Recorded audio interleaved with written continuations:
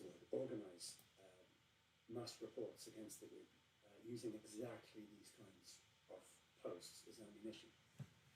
Now, whether we agree with Telegram's policies is irrelevant. They host the platform, they set the rules, and we are responsible for the environment that we create here. Every moderation decision is made with that in mind. It's not about, it's never about controlling opinions or preventing disagreement. It's about protecting the community, protecting the project, and respecting the time and effort that so many people have invested in both. At the very least, I think, please be patient with people who are skeptical. Skepticism is a part of this hero's journey too. And not everyone arrives at that conviction at the same time. And reacting to so many people invested. At the very least, I think, please be patient with people who are skeptical. Skepticism is part of this hero's journey too. And not everyone arrives at that conviction at the same time. And reacting to so many people.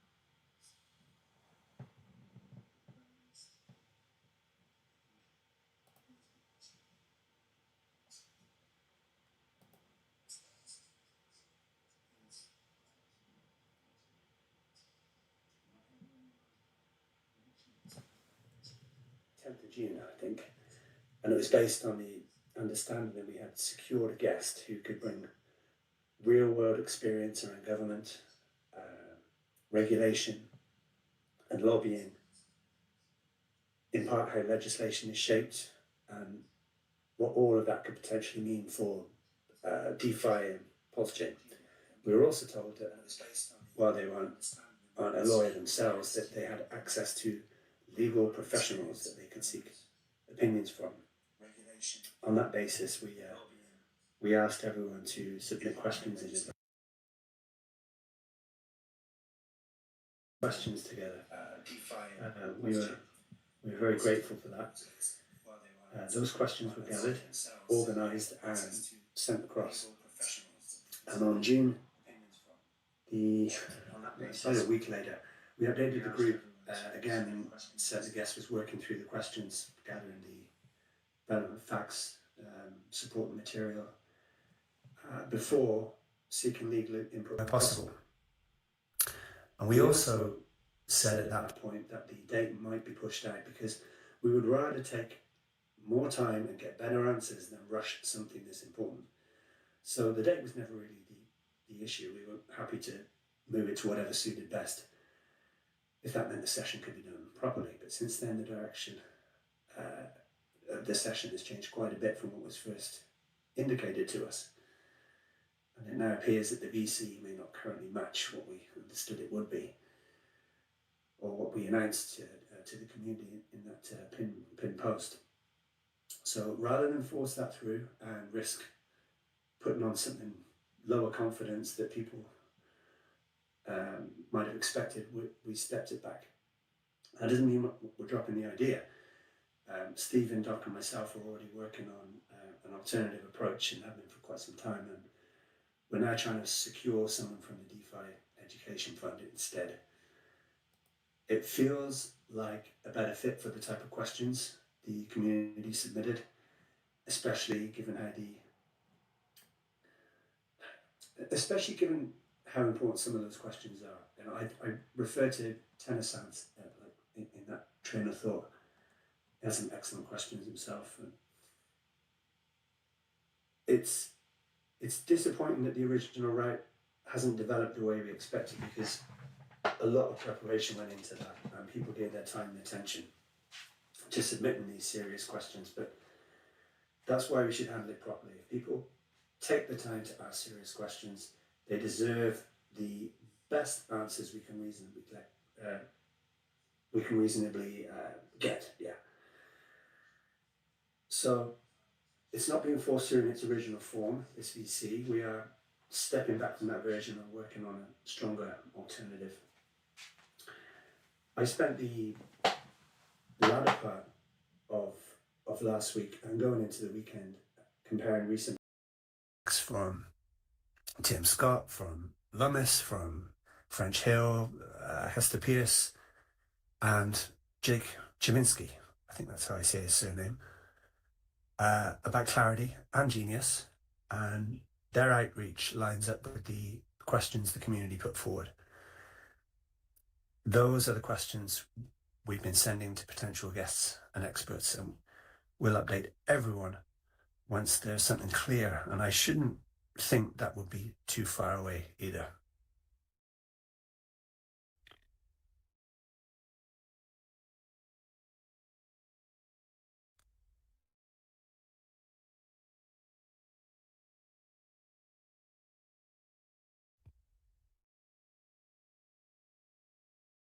I hope everyone heard all of that and I wasn't just talking into an empty phone, but I think I've set this up properly. Yeah, Osprey, I certainly caught that, mate. I hope you're well, bro. Yeah, I'm good. I'm all right. That was really I totally understand why just to piggyback off what you said about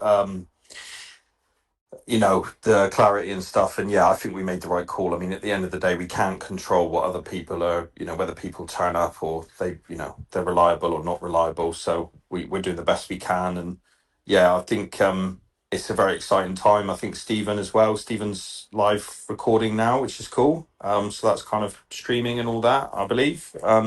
Stephen, you mentioned potentially posting on X as well. Is that live streaming? Is that all good? Or anyway, good to be back. Good to be on the VC together. Yeah, it's awesome, and thanks, Steve, for streaming that. That's really cool. Hey, boys. He's been brilliant behind the scenes with their help in all this preparation with Clarity at VCs. It's just been tremendous. And I mean that day and night. I know we're on opposite sides of the world, but he's awake and at it, helping. It's been really cool. So, Stephen, thanks a lot.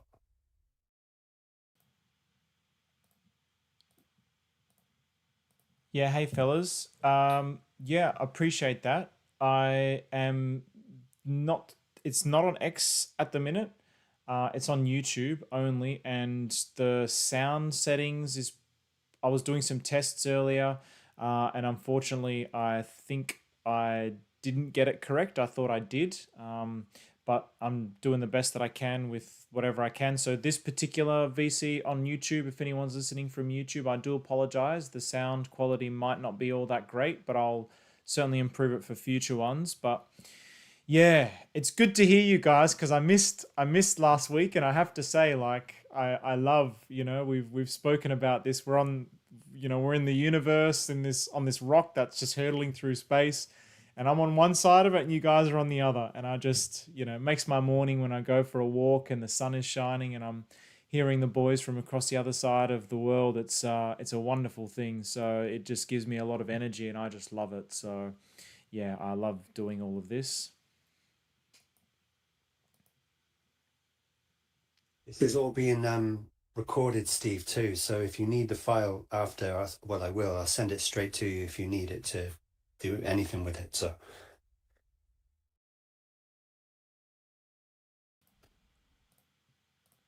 yes, wonderful.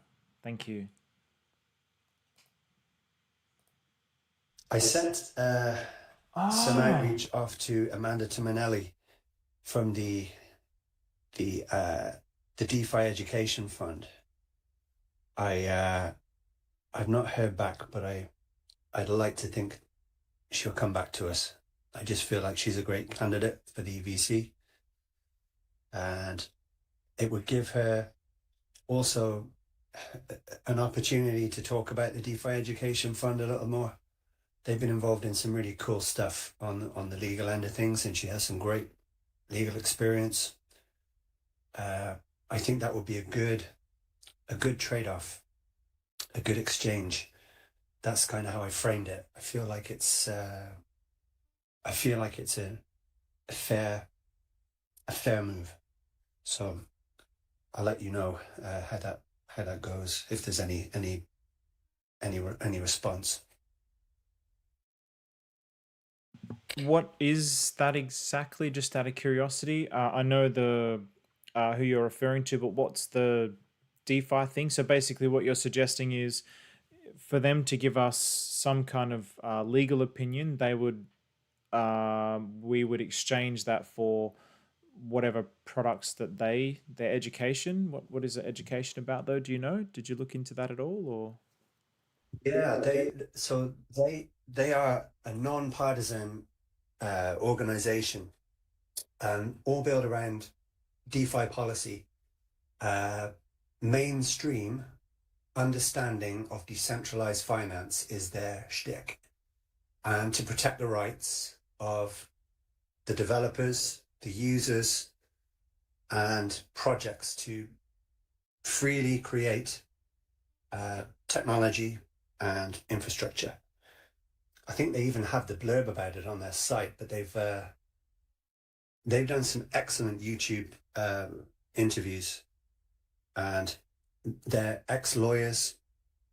I think one of them was involved in the Tornado Cash case, and I watched an episode with Amanda on YouTube as part. It was another YouTube channel, and she just spoke really, really well, and comes from a point of defense of the very things we speak about regularly.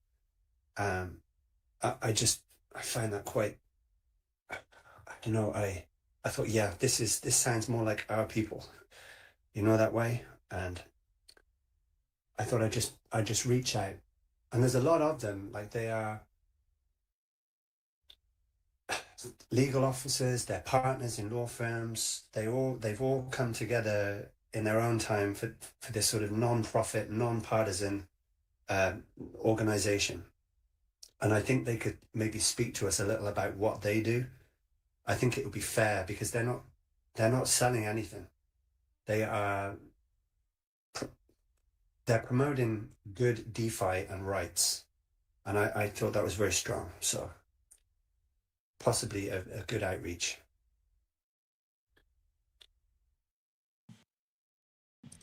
Yeah, beautiful find. Seems like a good value exchange. You know what? Let me post. I'll just pop it in chat, Steve. It's much better, isn't it? I'm not thinking. I'm tired after the weekend. DeFi Education Fund.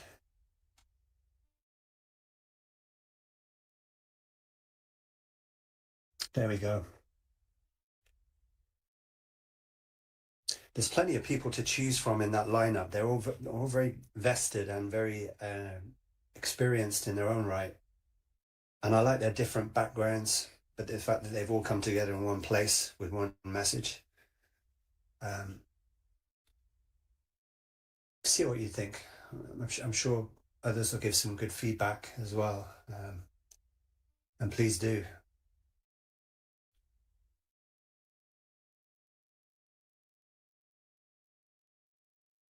Yeah, nice one, Osprey. I was just going to say as well, just on the Clarity Act, this is just something that I think is probably worth sharing at the point, because a lot of people are kind of lost in the noise. Obviously, I don't want to short circuit what's going to happen next week or whenever we get someone to come along who's obviously going to know much more on the legal side.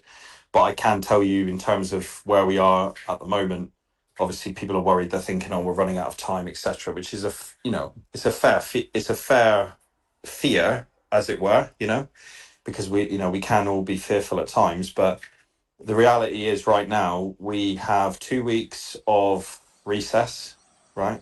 So we've got two good weeks. People often think that then they're doing nothing over the recess. Obviously, they're spending time with their friends, their families, all that kind of stuff, having time off. That is true, but that doesn't mean that negotiations aren't ongoing. And Eleanor, the journalist, she talks a lot. She's talked recently about how things are ongoing over the next 2 weeks. So we've got 2 weeks recess, and then on July 14th, I believe it is, they kind of they come back, and then we've got 20 working days until August recess. But and we've got 7 Democrats that need to come across. So that's really what we're looking at. We're looking at 2 weeks of negotiations, 20 working days to resolve the ongoing issues, and then that will obviously be, you know, that will obviously be the next step, which is the 7 Democrats. The issue really is the Democrats, like, if they can all come across, then they can move it through the Senate, and then the House will sign. There's a lot of FUD as well around the House. People, a lot of people are saying, "Oh, the House is happening, and we got to get this, we got to wait for that." Blah blah blah. The House has already agreed, right? The House has actually putting pressure on the Senate to get it done. So we don't have any issues there. It's not like another thing that we have to worry about. It's kind of a case of actually, if anything, they're trying to speed up the process and put pressure on the Senate, because nobody really wants this bill to fail. There's a minority of people across Democrats and Republicans that, want this to not necessarily want this to fail, but they don't want they want what they want to happen, and they're using it as kind of bargaining chips, so to speak. So yeah, anyway, just to conclude, 2 weeks of recess, then they come back, 20 working days to resolve the issue, and it's 7 Democrats. Once we get that, but it's still kind of very much happening. And if we get any bullish news, like if Eleanor reports on anything over the next 2 weeks, like, oh, this Democrat has communicated that he's interested in coming across the aisle, or they've dropped the issue on this ethics committee, or they've dropped their issue on this, then that's going to start swinging in the right direction, because nobody really wants to be the reason that the bill fails, right? Nobody wants to be the reason that the Clarity Act doesn't, fails. And also, here's an important note as well. Even if we don't get it by August, we do have the option of it later in the year. And if we don't get it by the end of the year, then it's just sod's law. Like, it's not our time. It's not the end of the world. It doesn't mean it's not going to pass next year, right? It doesn't mean that it's not going to be quickly resolved, because it just means that we have more time to DCA, we have more time to build our bags, and we just got to suck it up and see. Do you know what I mean? That's where we are in the market. So just a couple of thoughts on that.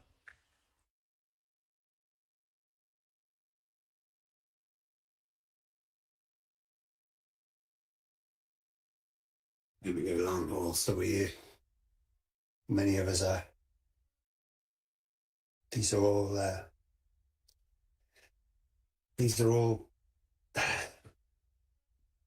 interesting times.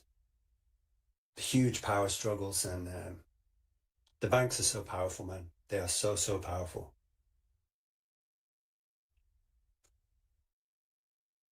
You see it with your thesis, the way you research, and you see the data. They are almighty. The banks are just almighty, and it feels like the Lord of the Rings, and that big dragon monster is going down into the bowels of the earth, and you think it's all finished, and that one last big long tentacle comes up to try and pull him down with him. That's how I feel about all of it. There's a change in the guard, through technology and communication. I mean, you can. This is something I do in my own time. Like we live in a rural part of the world, man, and occasionally I have to go into my local bank to pay a bill, and I have to use a machine which looks like it was built by a college student, like MDF, with some plastic wrap on it to make it look legit, and you have to put in a plastic card, and you have to press numbers on a pad, and it spits out a paper receipt, and you do all of this stuff, and then you try to speak to people in the bank about your plans. I have to move this amount of money. Have you heard about DeFi or exchanges or crypto? And they have no idea. These this has been my experience over the past few weeks. You just see it in the smallest capacity. Just your local bank in a part of the world there's hardly anyone in it, and they don't understand. They don't understand anything about it. Like I had a meeting with it wasn't the manager of the bank, but it was someone beneath him. And there's like 6 staff members in there. That's it. A guy just had no idea what exchanges are. He had never heard of Clarity Act, and it just blew my mind. And I thought, well, like, what world are we living in, and what world must they be living in? It only magnified it. And I got a sense, like, if you extrapolate that out, and just imagine the power that these people have. They've gotten so used to being on rails, their working lives, their policies, all of it. I feel like they have enormous power to wield, and yet they don't fully understand or grasp the technology and communication that's in place on this side. And it's been here for so long. They're going to want to hold on to this power as best they can. That's my overwhelming take. They're oblivious to so much of what we read about daily and understand and interact with daily. Bit of a yarn there, but that's been my experience the past couple of 3 weeks. It's very similar in Australia. So I spent a decent amount of time trying to find an alternative bank. I'm with one of the major banks, and I went through the shopping center one day and I went to every single bank that was there, and they're all exactly the same, and they're all basically just like blank stares, or like, you're a noob, or like they just have no idea. But I have it on good intelligence that, particularly in Australia with the big banks, they try to block everything. What they're trying to do is they're trying to slow the liquidity flows out of their system into an alternative system. Why? Because everything's fractionally reserved. So they don't even have enough money in the system as it is. So they're trying to slow everything down. But they're caught with their pants down, because this technology is coming one way or another, and they're not prepared for it. So on the outside, they're expressing like, this is bad, there's scams, and we're trying to protect you, and you shouldn't touch cryptocurrency.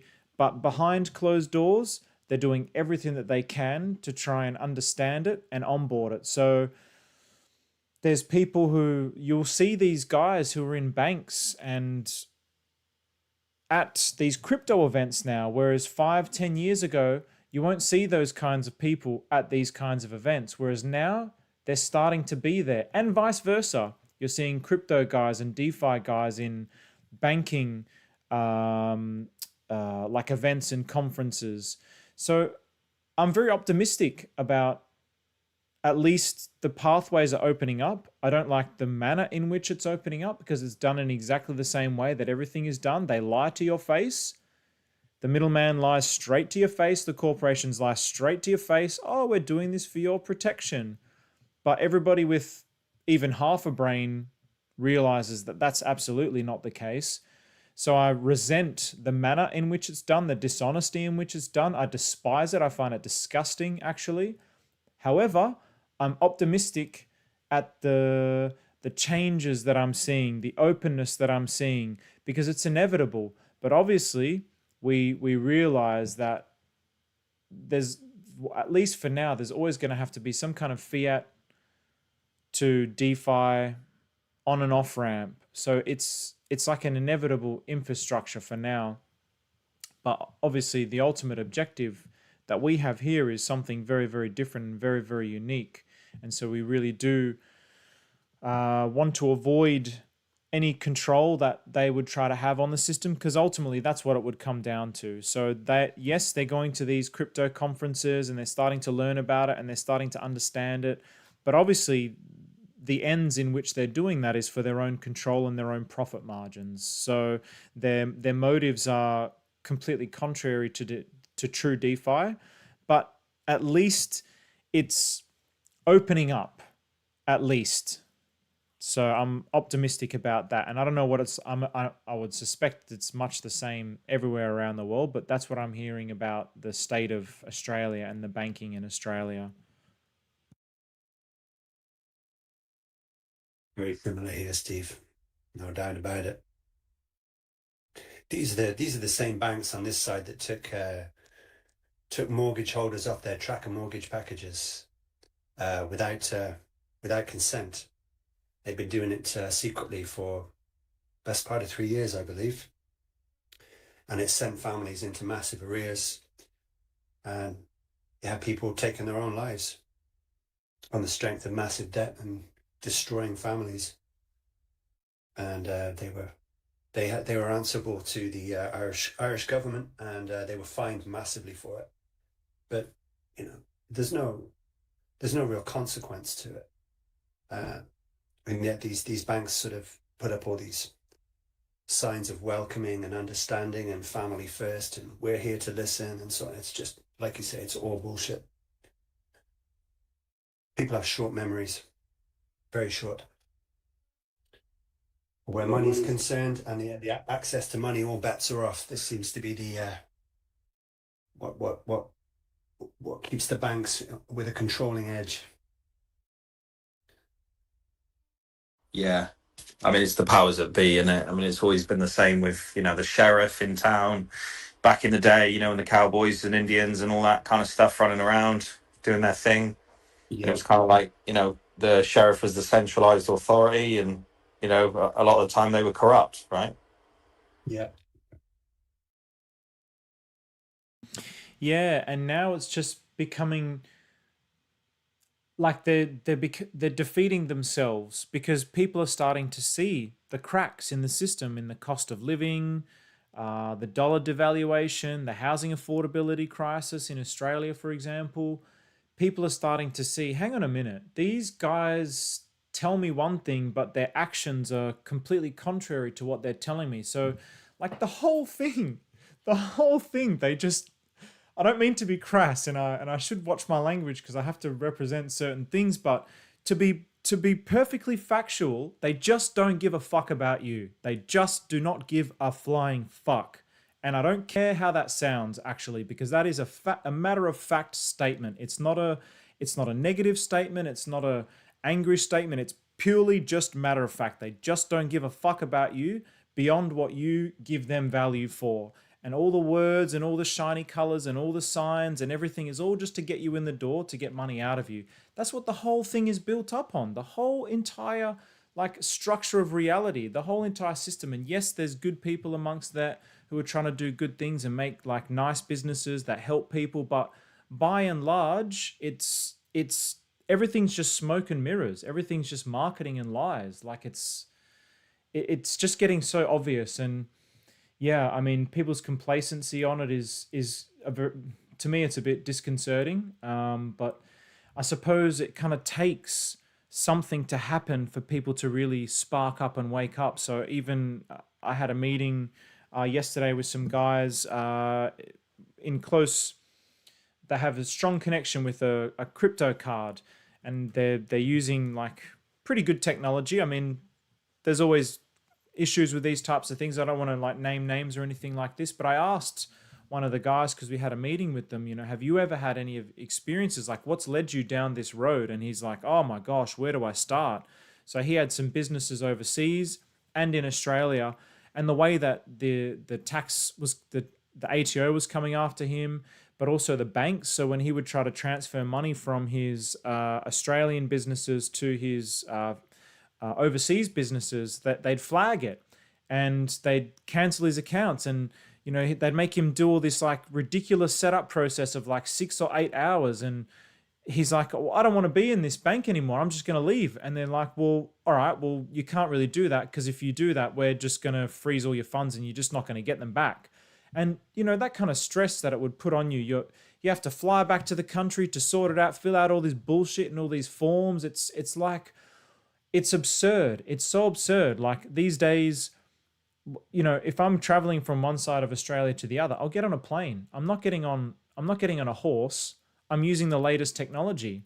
Why would I get on a horse when it's extremely much more faster on a plane and more efficient and enjoyable and so on and so forth? And that's kind of what that old system is. It's like so old and outdated, and like the paperwork and all this nonsense. And sometimes I wonder if it's like it's just like a tangled mess. It's like I used to be like, oh, they're just evil, and they're demons, but now I'm really like, I think it's just one stupid thing after another based on the incentive structures, and then eventually you've got this huge gigantic mess, this colossus of just garbage that you just don't need, and the ones that suffer are the people. And like you said, Osprey, like people are killing themselves over these sorts of things. Like it's, like homelessness should not be a thing. And that's a symptom of a sick society. So the banks will tell you that they care about you, but meanwhile they're making record profits, and they screw people over. But it's like just a business decision. The fine is like a business decision. It would be like measured against their ROI, and like, oh, well, if we do this and we make this many billions of dollars, and then the government's going to fine us $1.3 million. It's like, well, who gives a shit? Let's just do it. Like, what do we care? And that's just what they continue to do. And it's like, the people are having enough, but I am slightly disheartened by the general lack of motivation of people to want to change it. They're just, we spoke about this in the VCs a while ago. There's the cause and the effect, and yeah, people are just happy to be the effect and wait for somebody else to do everything for them, or just think that there is no solution. So it is a shame, but it is good to see like the movements and things happening, but they're going to defeat themselves by their own actions. That's what I was saying the other day in one of the VCs. They're going to fumble the bags with the Clarity Act. Like their own minds is going to destroy this. Why? Because like at the core of all of these failed institutions and structures is the human mind. Yes, there's a sheriff, but it's not just centralization. It's the human mind. It's the self-centered human mind. It's at the core of every single problem, from Atlantis through every single human society all the way up until now. It always starts in some like wonderful, great way, and then it just gets eroded and corrupted over time. And we're just in that point where the corruption and the erosion of all the goodness in society is like, people have just had enough, but they're still like, boy, people need to like feel the pain in a way to spark them in the action. Like this, like I was saying with this guy with the businesses, like that's what's got him into DeFi. Like he had that wake up moment, like, I don't even control my own money. These bastards, they're essentially stealing my money. Like what a joke. And it's almost like it's going to take something like that for people to really wake up and then want to seek an alternative. Whereas now, I mean, I've never had those things happen to me, but I'm just like, for me, I've just been sick of the greed-ridden filth of the planet for a long time. I grew up as a left-winger, so I have that like perspective, but I've been searching for an alternative for so long, and it just seems like DeFi, the logic, the math, the incentives, everything can be programmed in a way that's better for humanity. But to get people on board onto that is like, boy, it's tough. Boy, it's tough. As time goes by in life too, your circumstances change, and may end up being it could be 1 minute you're out, you're having fun, you're working a day job, you're an employee and you're happy to be employed. You don't think about self-employment. You're just happy. You have money in your pocket at the end of the week. You can party. Things are very straightforward in that regard. I lived that life when I was younger, and then things start happening. Like you meet people, and then maybe you get a partner in life, and maybe then you think about children, and then you think you need to change your circumstances. You need to move out of this accommodation or that accommodation. Things need to be a little bigger to accommodate your needs. Maybe you want to get a house. Maybe you end up having massive relationship problems. Maybe you lose your job. Maybe you need to try and find a way to be self-employed or learn a new skill. And all of these things come at you when you go up these. They're not necessarily going up levels, but they're new experiences.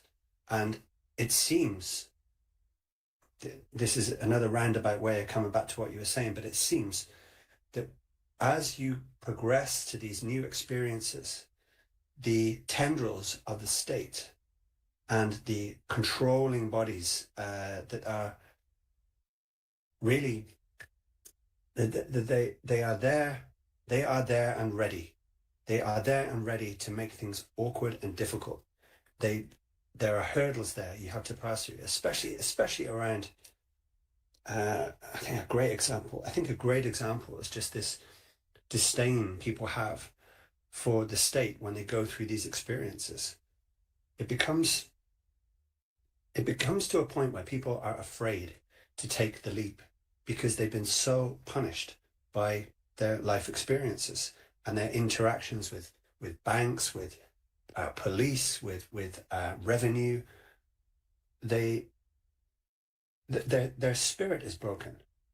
They are afraid to try something new because they've had their fingers burnt so many times.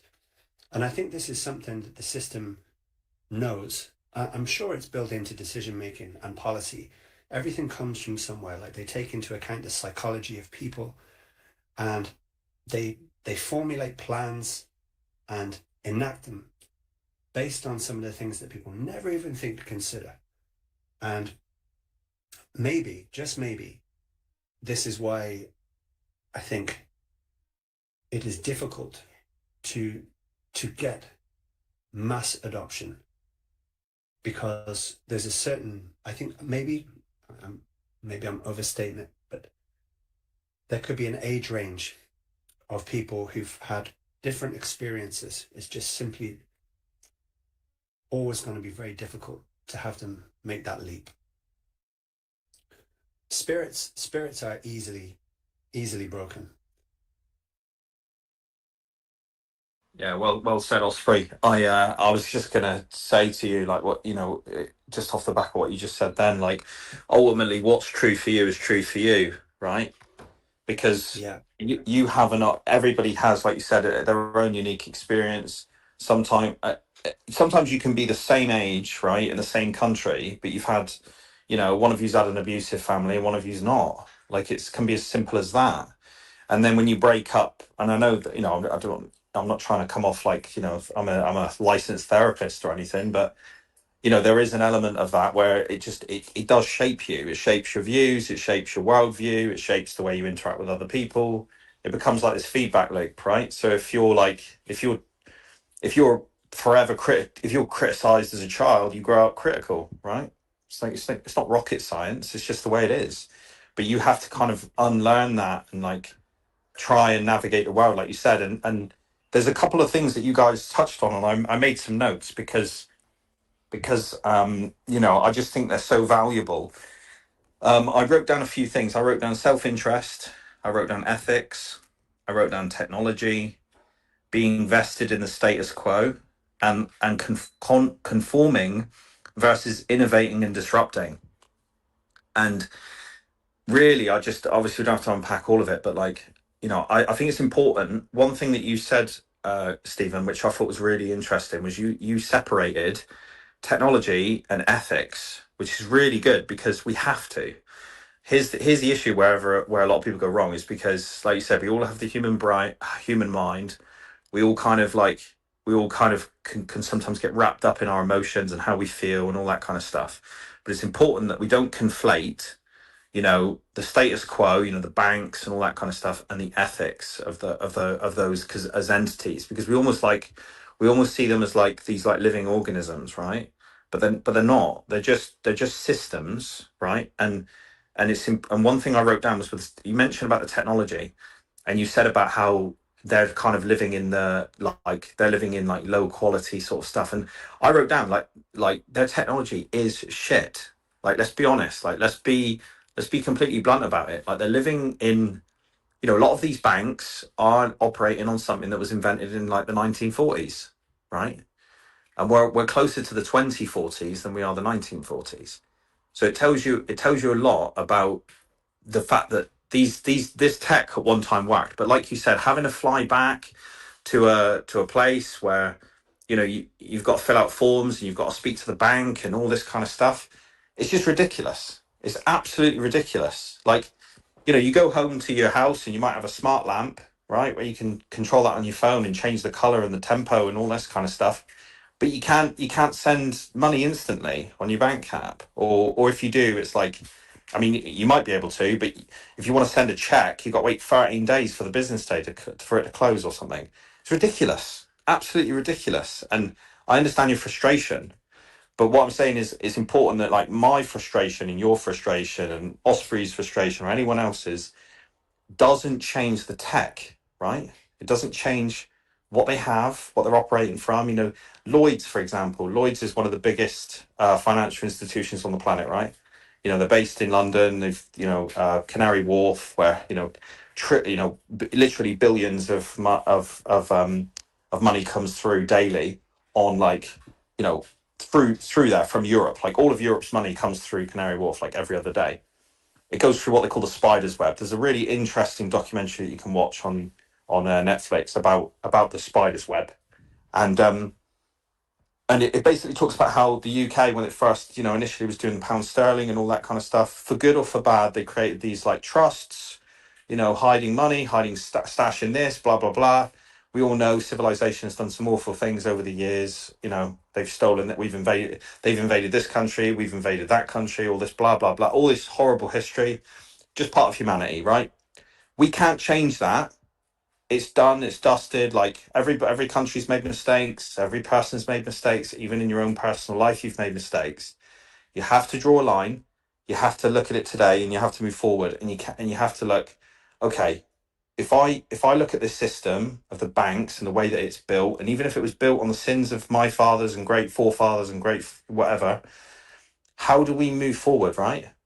Like, how do we, like, maybe I don't want a mortgage, maybe I don't want to pay 4% on that, and maybe I don't want to be part of inflation, maybe, so you can see the cracks in the system. And I think a lot of people that have been led to cryptocurrency and DeFi specifically have seen all the cracks in the system and thought, okay, I want to be part of the change, I want to be the disruptor, right? I want to be the naughty boy in class who keeps getting sent out because he knows more than the teacher does.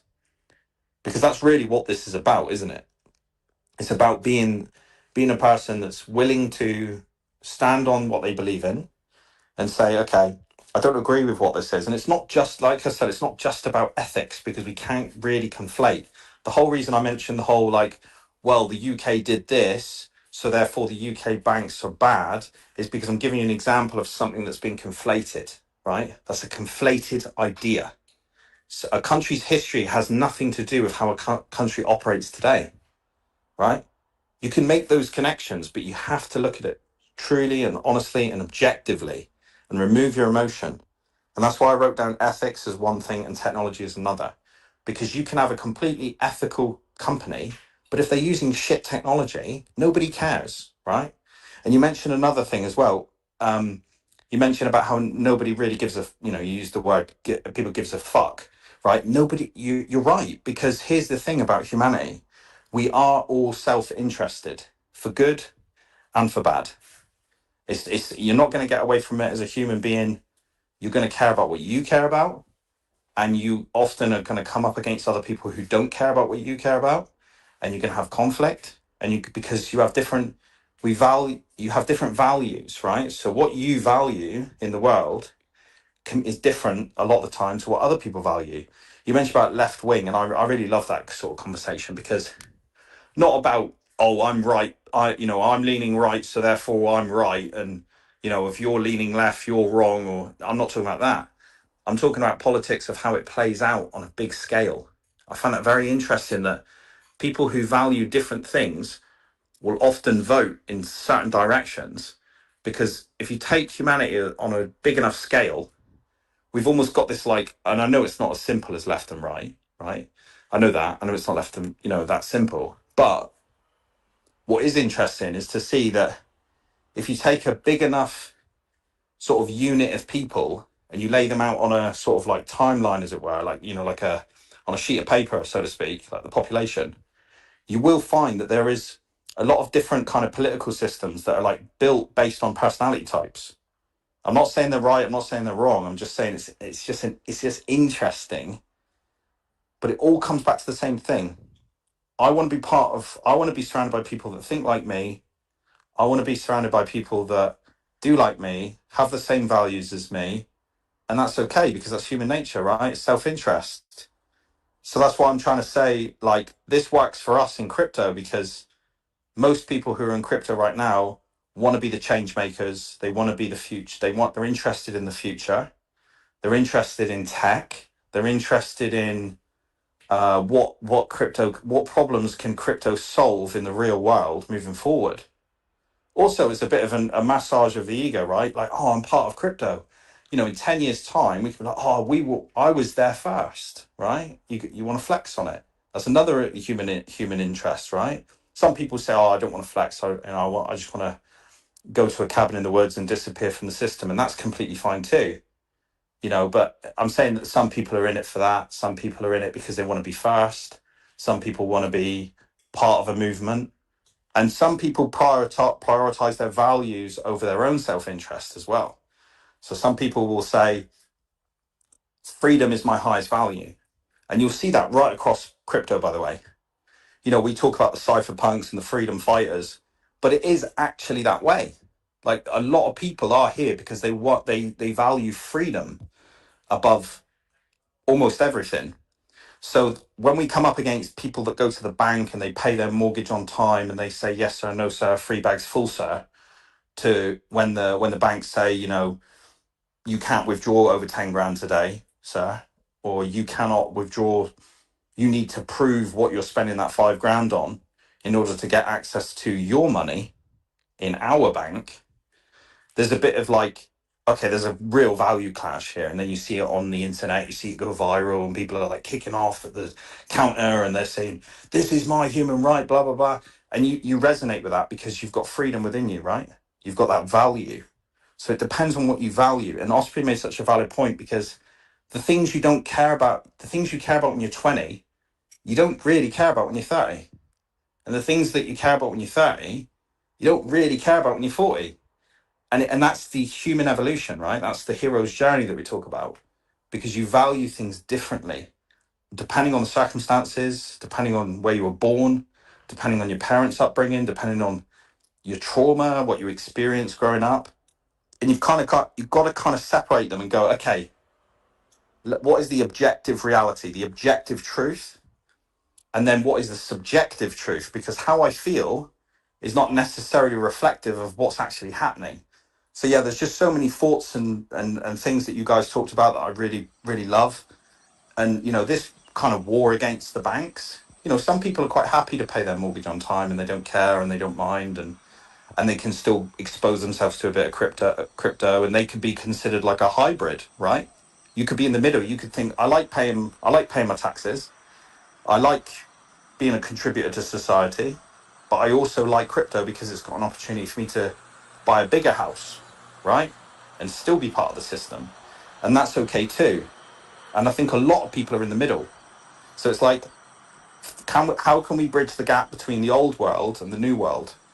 And these are the sorts of conversations that I love talking about, because bridging the gap between the old world and the new world is why I got into crypto, because it's not just about the old world and the new world. Like, I came into crypto to fix my own financial situation of bridging my old world, my personal subjective old version of me, for a new version of me, which is like a rich version of me, right? A healthy, happy, rich version of me. And I'm still on that journey with like a lot of people here. But along the way, I found, okay, I want to be part of this cypherpunk movement, because I didn't realize it, and a lot of people don't realize it when they go into crypto. They come in it to make money, and then they find they find family, they find their own value system. They go, okay, what was it that actually led me here? Why am I still holding on as well, right? Imagine being sold 95% down. What's the reason that you're still holding on? Because it can't just be money. Because if it was just about money, you'd have gone, now I'm going to find a new vehicle at this point. I'm going to quit and find something new and play a game that's more fun, that's more likely to get me the money, right? There's more to it than just the money. That's what I'm trying to say. There's a value system at play here, and it's playing out, and you see it every day. in and out of the chat. And yeah, these are just some of my thoughts. I just think it's better to be a disruptor and a part of the future than living on old, broken, outdated systems that don't serve the individual or the group or mankind as a whole. You said it, Doc. Do you think any of your reasoning ties into MiCA over the next sort of, what is it, 24, 48 hours from now? The consolidation Europe-wide with MiCA is huge. I think it's enormous, but I wondered, like, do you have an opinion on that? I mean, I see it I definitely look at that from a control standpoint, and it's clear and becoming even more clear that Europe has this huge problem with custodians and exchanges, and they come from this same psychology, the same place. Like the outreach out of Brussels is very similar to the kind of outreach that we've had from banks for the past sort of 3 or 4 years regarding crypto. I wonder, do you take any of this into account with your thinking day to day? I do, and that's such a valid point, Osprey, because the thing about Europe is, right, and the thing about MiCA and the European Union and the Brussels and all these kind of institutions that think that they run the world, right? And it's important that I acknowledge that they think they run the world, because they don't. These unelected officials, right? They can talk and yap and World Economic Forum and World Health Organization and all this crap, right? But everybody knows that after the scamdemic happened, that we knew we got scammed, right? Everybody knows, oh, that was a load of bullshit. I was told to take the jab and it would help my health. And, someone I knew who did it still died. So that was a fucking scam. The whole thing was a scam, right? So what I'm saying is, like, there's loads of people out there that aren't necessarily verbal about it, but they're like, I'm never signing up for any of that trash again. So a lot of these ideas are grandeur, right? And they stand on a podium and they talk to each other, which are all kind of disconnected, hugely wealthy families that are all sat at this event, and their cousins know their cousins and their brothers know their brothers and sisters and all that kind of shit, right? It's a club, as everybody says, but they don't run the world. They don't control the world, and it doesn't matter what law they pass, right? We've seen humanity do this time and time again. I don't believe for 1 second that some individual family is running the planet and blah blah blah, and they've got all this control on the strings, because I just think it's kind of, and obviously I don't want to go off into conspiracy theories and all that kind of stuff, but I don't believe that for 1 second, because I can stand on my 2 feet and I can make decisions and I can make choices, so therefore I have freedom in my own life. You can't. I think that where they're changing these laws and all that kind of stuff. So let's talk about it in practice, right? If they're trying to pass this MiCA thing, let's just say they do, and they can do stablecoin control and all this kind of stuff. People are just going to leave Europe. That's all they're going to do. They're just going to go somewhere else. They're going to up their lives and quit their jobs and save up some money and bounce. The same way you can get on a plane tomorrow. I know it's not convenient, but if you take time off work and you save up a couple £100 or £500, whatever, US insert your currency, US dollars, Australian dollars, etc., you can just jump on a plane and fly to Spain tomorrow, or fly here or fly there. Okay, you get hassled at the airport and you've got to show a passport picture and you've got to do this and you've got to sign that and blah, blah, blah. But at the end of the day, you've still got some freedom, right? You've still got personal freedom. Do I think that Europe is a sinking ship? Yeah, I think so. I think you should bail. I think if you've got the opportunity to get out of that bullshit, do it, right? UK's the same, Australia's the same. I'm not trying to paint everyone with the same brush, but I'm saying that they're all headed in a not a very favourable direction, right? But the good news is there's a lot of people that are not in crypto who don't agree with what they're doing, and they are going to push back on it. So it's not like these individuals can say, "Oh, I want to change this, I want to change that." It's like, yeah, good luck to you, because don't for 1 second think that these ideas haven't already been around during the Roman Empire or the Incas or the Mayans or every civilization that's happened before us, like of empires that have risen and fallen by the same ideas of, whether that's communism, socialism, capitalism, the individual, freedom and sovereignty, like all these ideas have just been perpetuated through history. So I think what we were talking about before, again, about the values, I think that even if they pass the MiCA, even if they say you can't spend this amount of money, blah, blah, blah, blah, blah, like, I'll give you an example in the UK. They brought in all these anti-sovereignty, anti-crypto, anti-freedom laws and stuff. I mean, you've all seen the news, right? We don't have to go into all of it, but you've all seen like people getting arrested for tweeting online and all this just bullshit, like just like you're supposed to be in a free country and you can't say this, you can't say that, blah blah blah blah blah. We've seen that in the UK, we've seen it in Australia, we've seen it in loads of free countries, supposed free countries, etc etc. But we've also seen them go anti-crypto, like, oh, you can't buy crypto using a credit card. Like that was a law that they rolled out in the UK like 5-6 years ago. Like that doesn't even make any fucking sense. So you can borrow crypto. I could borrow, as you can borrow money on your credit card. You can go spend it on hookers and blow, right? But you can't buy crypto. Like complete disconnect there. You can buy it on this. You can buy it on gambling. You can go to a gambling place. You can withdraw cash. You can go buy liquor. You can do all that shit, but you can't buy crypto. Cool. Make it make sense. It doesn't. But my point is, all that sort of stuff that happens, right? All it does is it incites more people to go, I don't like that. I'm going to go against that idea. And what's happened recently, I don't know if you guys know, but, there's a real drive of people trying to control freedom, like coming out of Europe, coming out of Brussels, coming out of this. And they're all kind of WEF puppets, as people call them, right?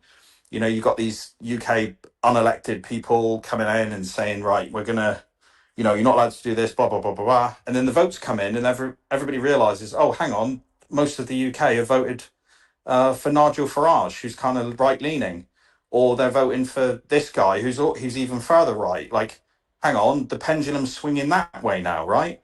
Like, what I'm trying to say is there's a very large amount of people that are seeing this happening and going, you ain't doing that. I ain't doing that.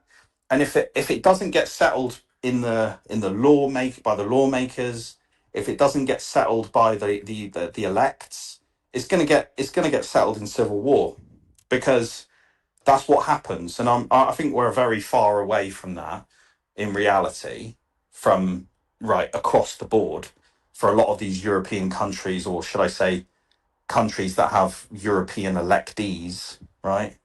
But when you start trying to police people on what they can and can't buy, it puts a sour taste in their mouth regarding the government.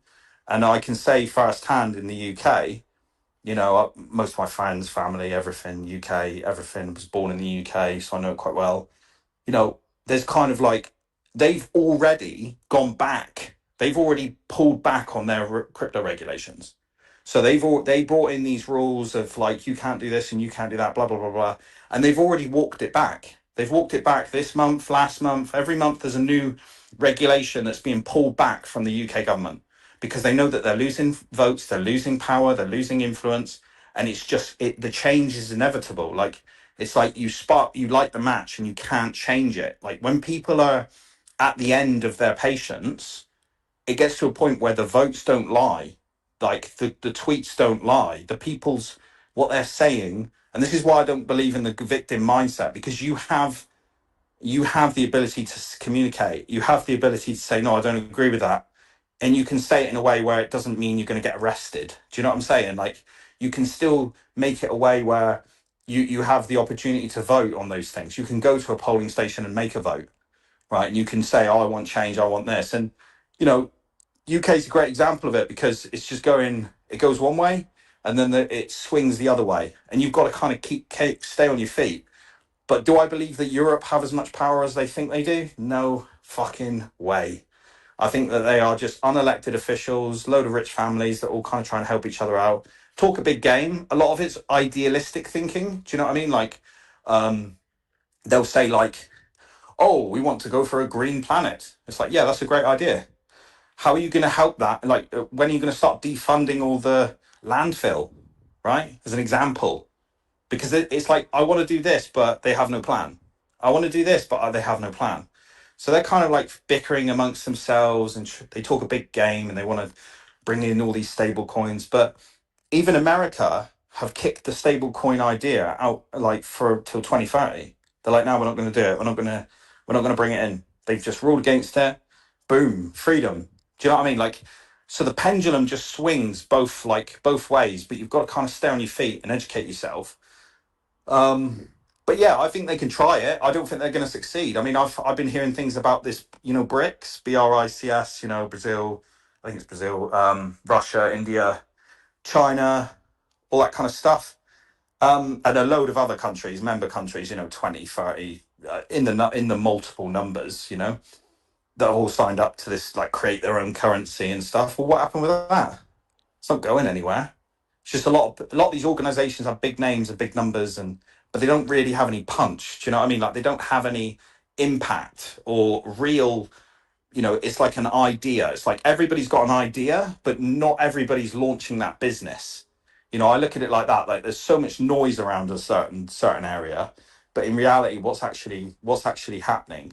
And you got to remember, with this propaganda and news and stuff, that's what makes the world go round, right? People want to turn on the news and see the fear and go, oh shit, they're bringing in this, they're bringing in that. But in reality, you go on another news channel and they say, nah, it's just bollocks. They're just saying it because they want you to vote this way, or they want you to do that, or blah blah blah.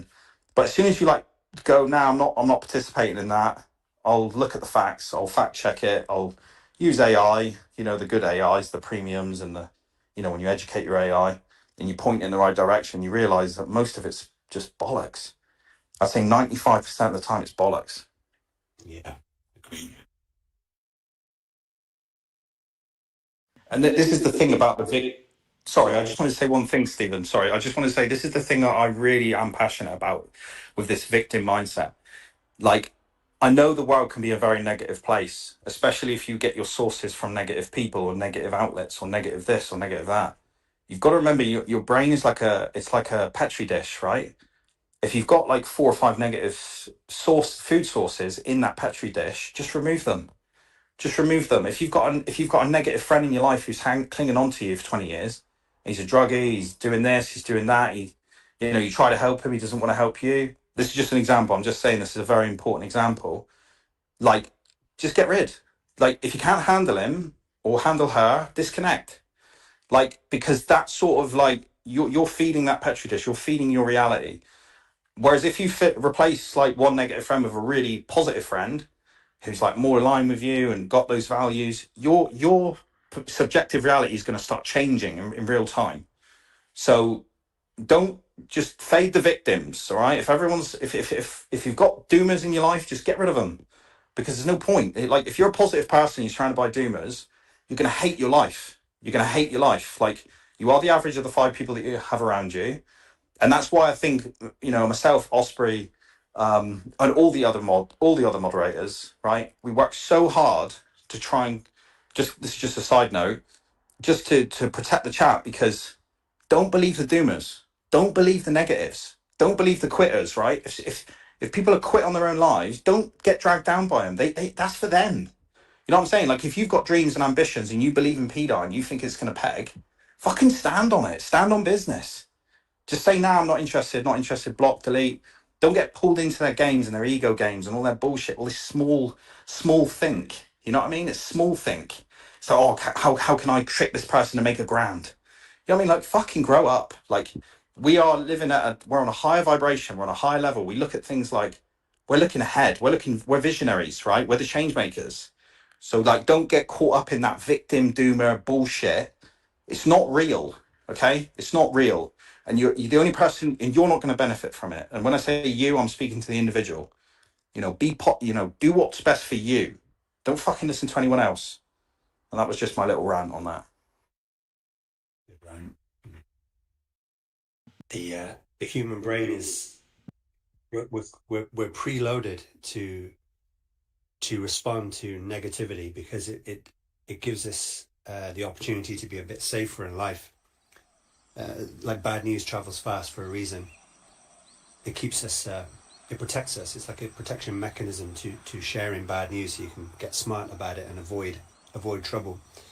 But this protection mechanism is working incredibly well in I don't know how long humans have been around. We've been around a very long time, but now in this age of technology, it works very, very efficiently with opinions online. Negativity is just, it's massive. It gets all the pull. The data reflects it. Negativity and people's spats and hard opinions and anything that shakes the tree gets the attention. You know, it's always been hard to find good news. It's always been hard to sharing good news with people. People want to hear good news, but people love to see bad news because it's in our programming. It's you have to learn to move beyond it. You have to learn to move beyond it, and that's where there's a bit of clarity, I find. Yeah, this is what an enriching chat. There's so many things that were said in the last half an hour that I want to comment on, but I think it's just best to just keep it flowing. But even on this idea of the negativity, I mean, this is something that I'm always trying to instill into the community and kind of pour out whatever's given to me, whatever positive energy that's given to me, I try to pour that out into the community because I'm really big on the consciousness. You know, I always talk about fix the money. People say fix the money, fix the world, but I'm like, no, fix the mind, fix the money, fix the world. And so even when we talk about the negativity, there's a very specific reason, in my opinion, why it's so pervasive. It's because all the things that we just spoke about, the doc was talking about all of human history. It's the same pattern. Every empire collapses the same. There's a centralized collective of people that just end up using and abusing everybody else for their own ends. And this pattern repeats. So it happened from kings and emperors to aristocracy, and now there's the corporate power. Like, it's the same pattern again and again from Atlantis times, from before biblical times. Like, it's been happening forever. So that is embedded in the cells, in the consciousness, in the minds of every single human being on the planet. It's at the very root of our mind, that darkness. And so even people like us who are trying to be good and righteous and truthful in this world, we also still have that in us. So that's why when we're surrounded by the negativity, it gets expressed in our own mind, because it's like embedded, like the pathways are in our mind, the grooves are there, because human history is one of suffering and pain and violence and all of these things. So the negativity is just there. So it triggers us so easily. But just being the positive force and just having that faith, like, you know, one thing that 99 Capital always does is he always says pDAI is inevitable. And I really like that. He's putting that energy out into the world. He's turning a probabilistic outcome into a certainty. And I absolutely love that. And I often talk in this manner in all the things that I talk about, because I truly believe those things in my heart. And so just like it says in the Bible that you have to have the faith in like a mustard seed or something along these lines, right? In other words, it's already done. You have that faith that it's already done. And that's the kind of faith that I think we just need to keep putting out into this world, because it shifts the whole fabric of reality. But it's not shifting the whole fabric of reality, because reality is destined to go in that way, whether anyone wants it or not.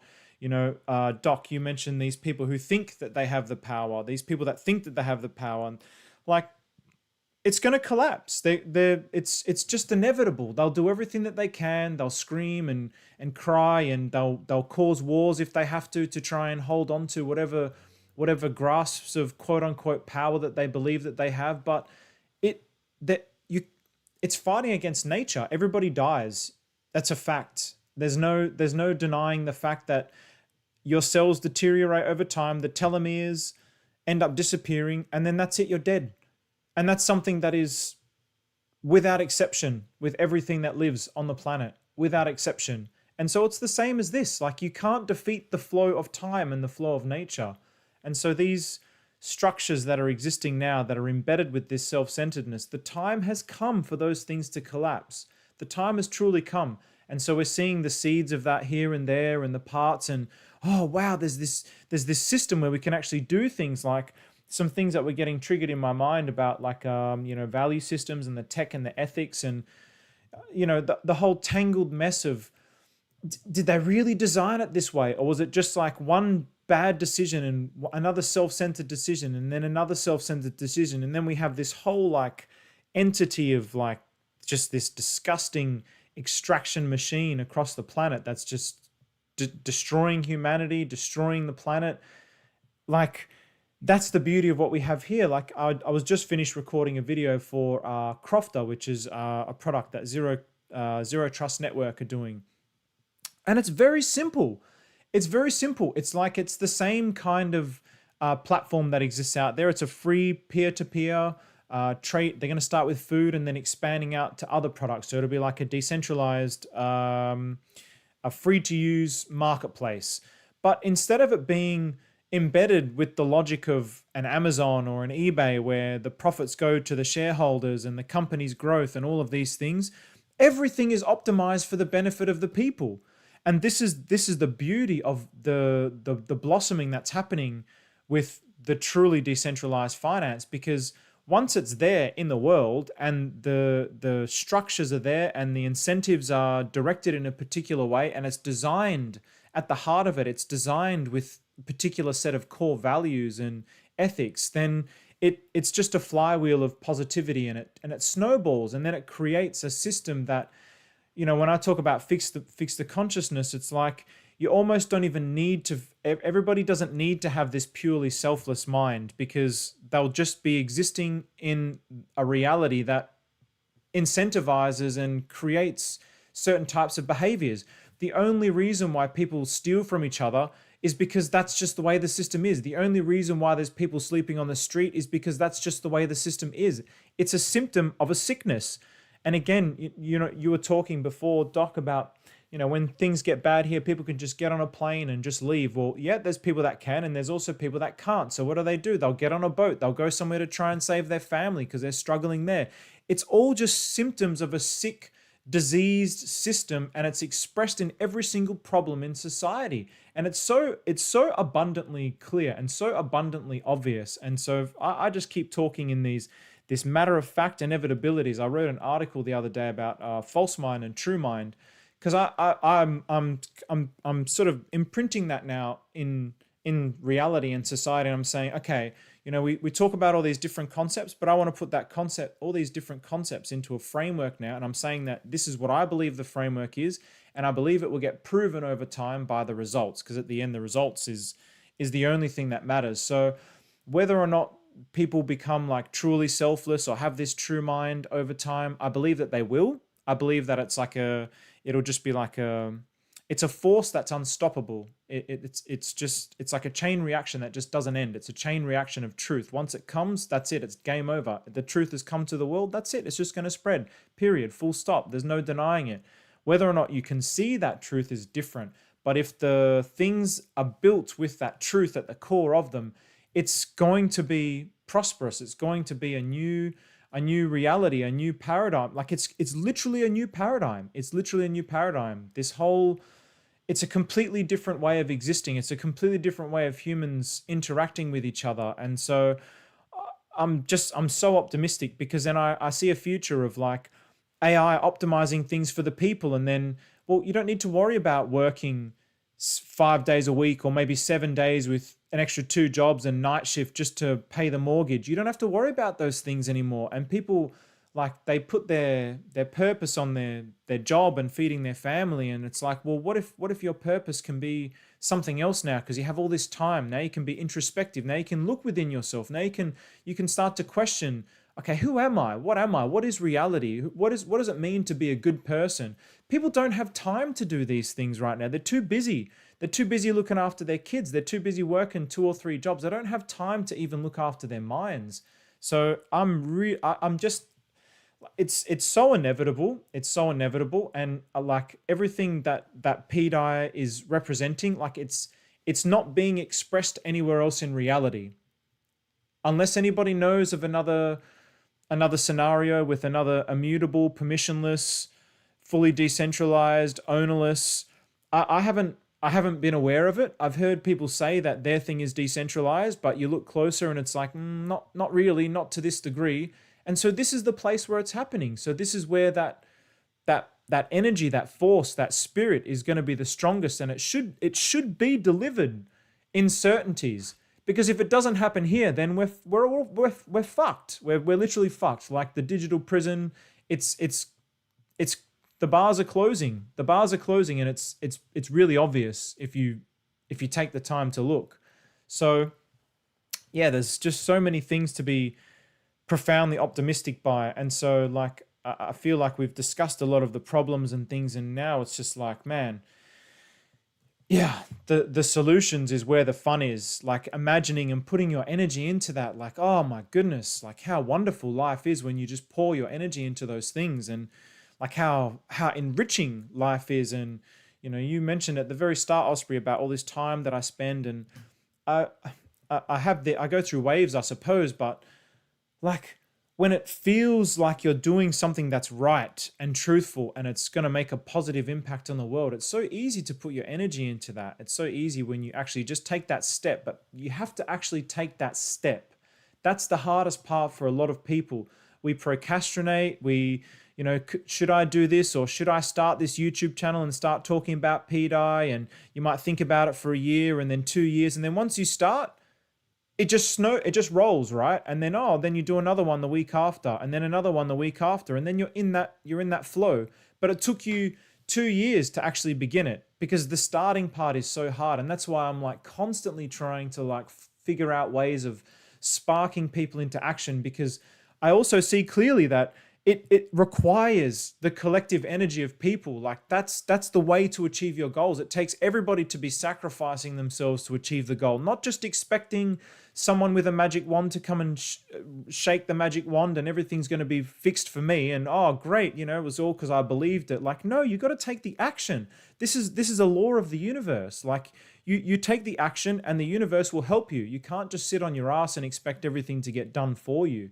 So I'm constantly trying to figure out ways of like putting out positive energy and sparking people into action. And it sometimes is very disheartening, I have to say, like, because the negative stuff does hit more. Like I see it on my YouTube. I just have to put like, some sort of title about, something easy, like a Instapeg, and, with zero effort, and it has like, 6,000 views. And then another one where it's like, oh, we can do this together. We'll have like 300 views. It's like, oh guys, like, please, we have to work together. Like even just from an energetic point of view, like how's the world going to change with just the acts of 1 or 2 people? Like it really just takes collective consciousness to move and shift the pendulum in that direction. But the pendulum's going there anyway. It's going there anyway. But just if you hop on the ride and you flow with it, it's going to come faster. It's going to come faster. And I'm so desperate for people to see that. And it's so frustrating because it's so clear and inevitable in my mind. But yeah, like that. If anyone has ideas or strategies on this, like I'm all ears. I'm all ears, because I find it like endlessly frustrating, endlessly. You mentioned earlier, you asked, I think you asked about, you said, does anybody know anything that exhibits the immutable and permissionless nature of pDAI? And you could look at it in terms of tech, like what else is out there. I'm sure there are some roundabout answers in tech, but what occurred to me is that if pDAI is immutable and permissionless at the code level, then and you'll lean into this, right? Because this is in your nature. Then I would say love is probably the closest human equivalent, because nobody can gate it. You can't blacklist love. You cannot centrally issue it, and nobody needs permission to give it. So that's the spirit of the whole thing. It's DAI is like culture. DAI it exhibits the finer points of culture.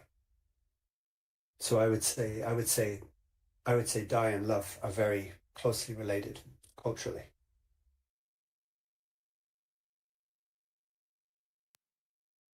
Hey guys, I have a comment.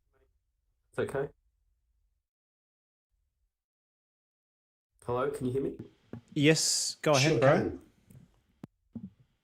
Oh, okay, cool. So I was listening to what you were saying and sort of the essence of it, and I don't know if you've read a book by William Whitecloud called The Seven Secrets of Magic. I don't know if you've heard of that book. It's a good book, by the way, if you haven't.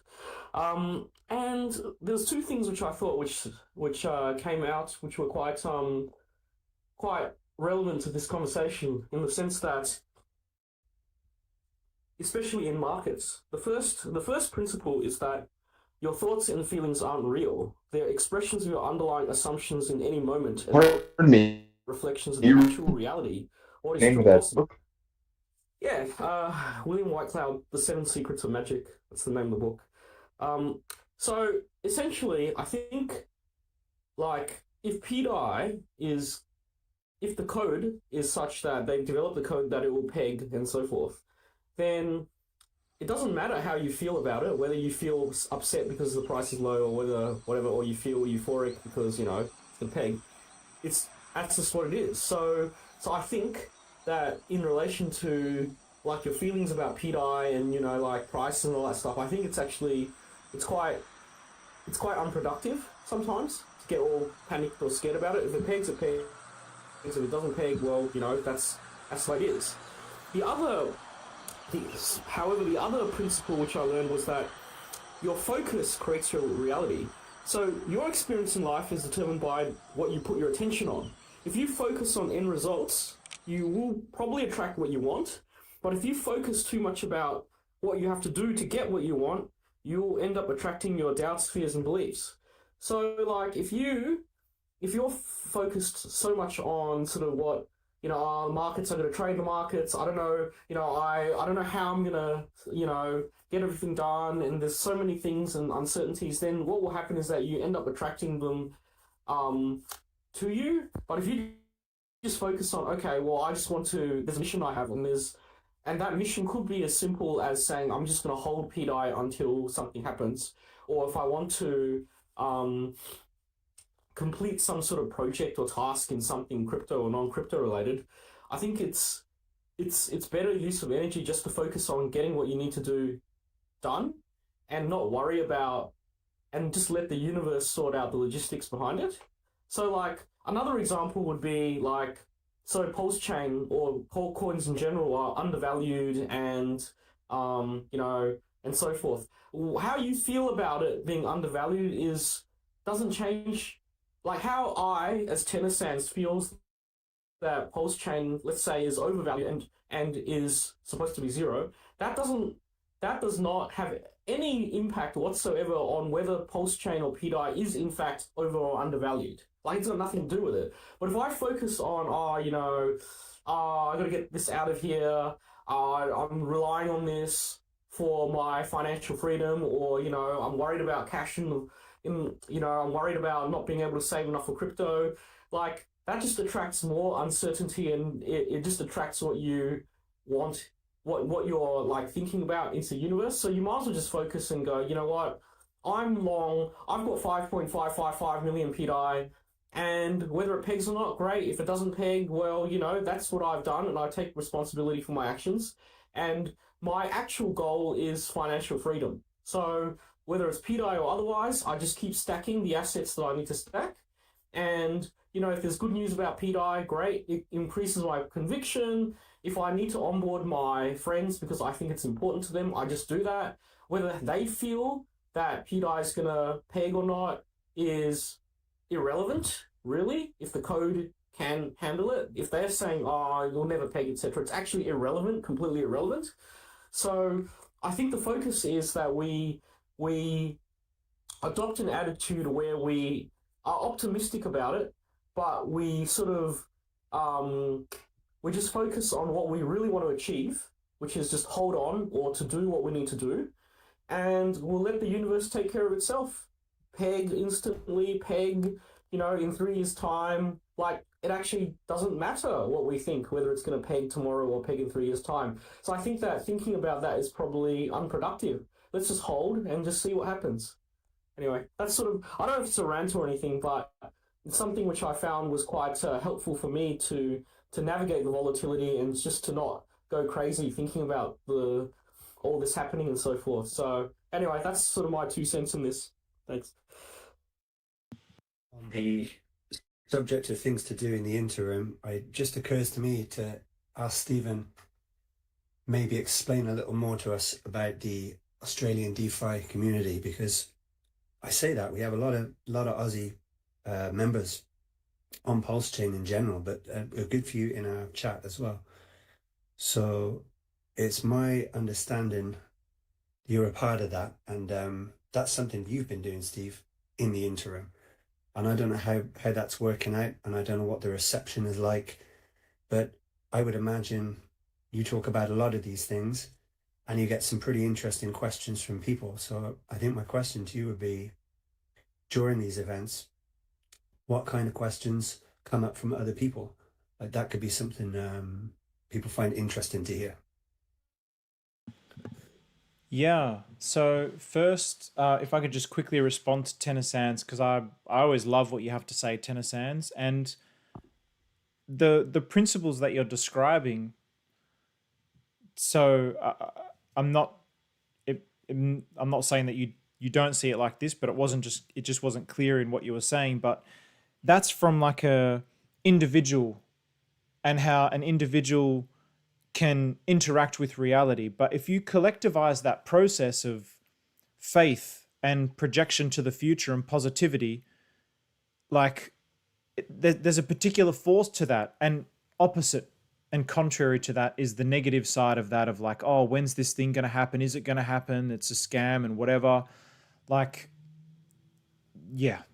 So that's why I'm really adamant about there's certain things, narratives that I don't like in pDAI, which have sort of copped a lot of hate in the past, which I won't go too much into, but I just find focusing positively on the right things is more likely to bring about this result than other things. So, and yeah, sorry, someone was going to say something.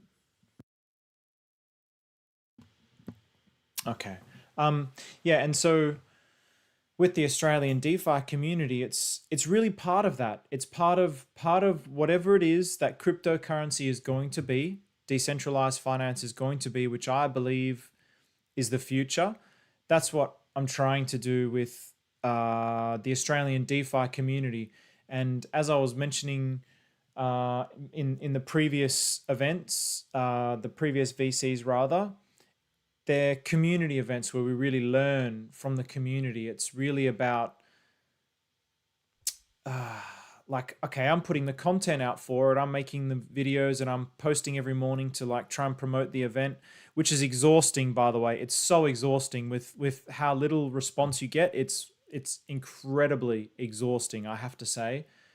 But I know that no one else is doing it. No one else is doing it. So I've got to do it. So if I want to see this future come into reality, somebody has to do it. Somebody has to make it happen, because if I just sit on my ass, it's not going to happen. The only crypto meetups that you see is like, these influencers that'll have like 30,000 followers or 50,000 followers. And then the whole intent of creating a follower base is basically just to harvest yield from them and profit off them in some way by selling them a course or something like this. Like, this is what all the crypto influencers are like. So trying to do something different and trying to be a voice in all of that noise of just utter fucking trash. Let's be honest. It's very challenging. But I'm definitely trying to like reframe continuously my mind, because I'll sort of pour all this energy into it and then get no result, and it's very frustrating. It's like, oh man, where, for example, the Brisbane event, it's probably likely that we're not going to have enough to cover the costs of the hiring, for example. So we're going to run at a loss, and my mind, negative mind, is that maybe this is not the right thing, and blah blah blah, like all these thoughts. But just get rid of those thoughts from my mind, discard them from my mind, and just keep having faith that I know that this is the right direction. So I'm going to keep moving in the right direction. And okay, maybe there's only going to be 15 people. Maybe that's, well, not maybe. If there's 15 people, then 15 people is exactly the amount of people that was needed there. Stephen wants 40 for results, but actually Universe is like 15 was perfect for this particular event. So that's the kind of mindset that I'm having towards it. So I'm having to constantly erode whatever's coming up in my mind and continue to throw it away. And so there's no specific questions within the community so far that I can identify as like a critical thing, but there's definitely like there's a clear consciousness that there needs to be something different, that the problems that we have and that we're facing don't seem to have any solutions within the current model.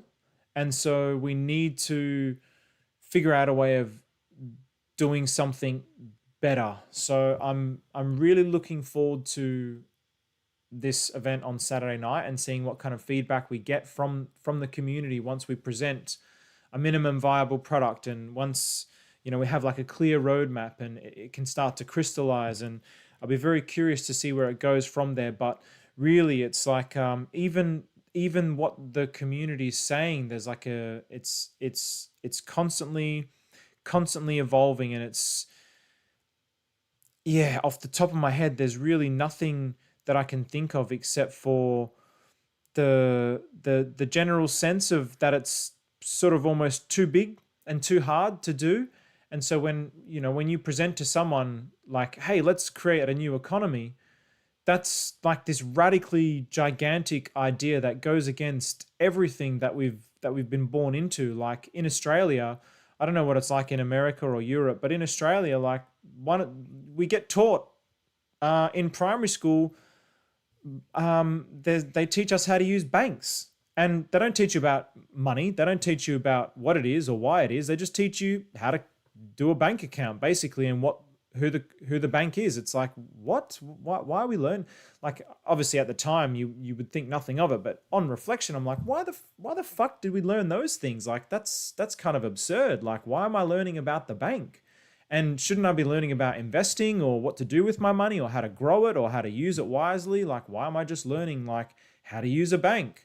Like, it seems pretty obscure. If it's in the curriculum for the country, it seems like really crazy to me, but I wasn't thinking that at the time because you don't know as a kid. So, you're programmed with this way of thinking, basically, and you grow up in this society where everything's like always seems out of reach. It's like, I mean, even sometimes when people meet me, they're like, oh my gosh, I can't believe it's you. I'm like, I'm just like you, bro. I'm just like you. I'm not a special person. I'm not an amazing person. I'm just like you. And so is everybody else that we put on a pedestal. And so is this whole system that we put on a pedestal, thinking that it's too big for me to do anything about it. But that's really the sense that I get from these community events. And I think that's also, that sense is really in me. And I feel like I'm expressing that now because I feel the lackluster, the lackluster attention that it's getting is a testament to that, when things are good and things are moving, people are positive, they have that energy and that positivity, that fake positivity from the endorphins and the dopamine, and then they ride with that. But that's only going to get you so far. It's like motivation. It's only going to get you so far. Like when it's there, okay, it's good, but what's beyond that? What's below that? And that's what I feel. So there's kind of like this this hopelessness, it's too hard energy, which I feel is kind of still permeating the whole the movement in some ways. And I don't know if that's not to say, could just be my interpretation of it, because there's no one that's explicitly saying that. There was those kinds of comments in the Perth event, but no one's saying it. It's just the general lack of energy and commitment that I'm seeing. Like for example, I would have expected, or I was really hoping to see, like, everybody from the first event to be like, hell yeah, there's another Brisbane event, let's go. But there's maybe like a handful of people, like less than a quarter of the people that are coming so far from the first event. So I think the weight of this, the weight and the perceived difficulty of it is really getting on people's minds as well. So I'm really struggling with how to. Do you think of how, like, you're very good on camera, Steve, too? Like, you're very personable and you present very, very well. Like, do you ever think of doing some, maybe you have done this, but a press release and get a morning slot? You could easily get radio. Like, you speak very well, and you'd be good on camera too. I could easily see you on a morning slot talking about, they could ask you, hey, what's this? What, you can just imagine the mainstream questions, but you'd be able to answer them perfectly. Yeah, I could see you doing that. Like, Australia it's a small place in some ways, and it has its like local stations, and you'd be very capable of doing that. I think all it would take is a few emails, and you could find yourself sat on a sofa on some morning, like a Channel 9 type of deal, or Channel 7, just talking about what you're trying to do. And I think they'd be prepared to listen. Like, you'd be very capable of this. There's a line just popped up this morning somewhere, and I remember reading it, and it just really applies to you about community events and turnout and persistence. But I think the line goes, the course, something about the course of a river or a mighty river is not determined by power, but it is determined by persistence. And maybe that's a line you can carry with you to Brisbane on the weekend. That is, I'm going to have to find that specific line, because that is just beautiful. Thank you for sharing that with me. And thanks for the vote of confidence in me as well. I really do appreciate that. And I do see a future where that is possible. I think just at the moment, I haven't gone to those lengths because we need results first, right? So that's also why the growth for me is very important. So we've grown from these seeds that got planted around Australia with just one person that said, oh, I want to connect. And so Jimmy, beautiful man, just a beautiful, wonderful human being. He would fly there and get this started with, like his own pocket. And it'll be out of his pocket, this event, if we go down as well, if we don't get enough numbers. And I'm like, but he's just doing it out of the love, man. And so he's starting these little seeds everywhere, and it's growing. And so that's why I was really hoping this one could have more numbers than our Perth event, so that, we can really take this and we could start to approach these media outlets and say, look, we've got this movement here. We're trying to do something different. This is the blueprint. This is the logic that we're trying to present. We're not competing against each other. We're working with each other. We're embodying what the Australian spirit is. We're not waiting for the government to fix anything for us. We're not waiting for some big company to come and fix it for us or make a platform that we can all use. We're actually we're doing this for ourselves. We have that Australian spirit, the entrepreneurial, go get it. We're taking that spirit, and look what we've done from these little tiny seeds to here. So I definitely see a future where I will be doing those sorts of things.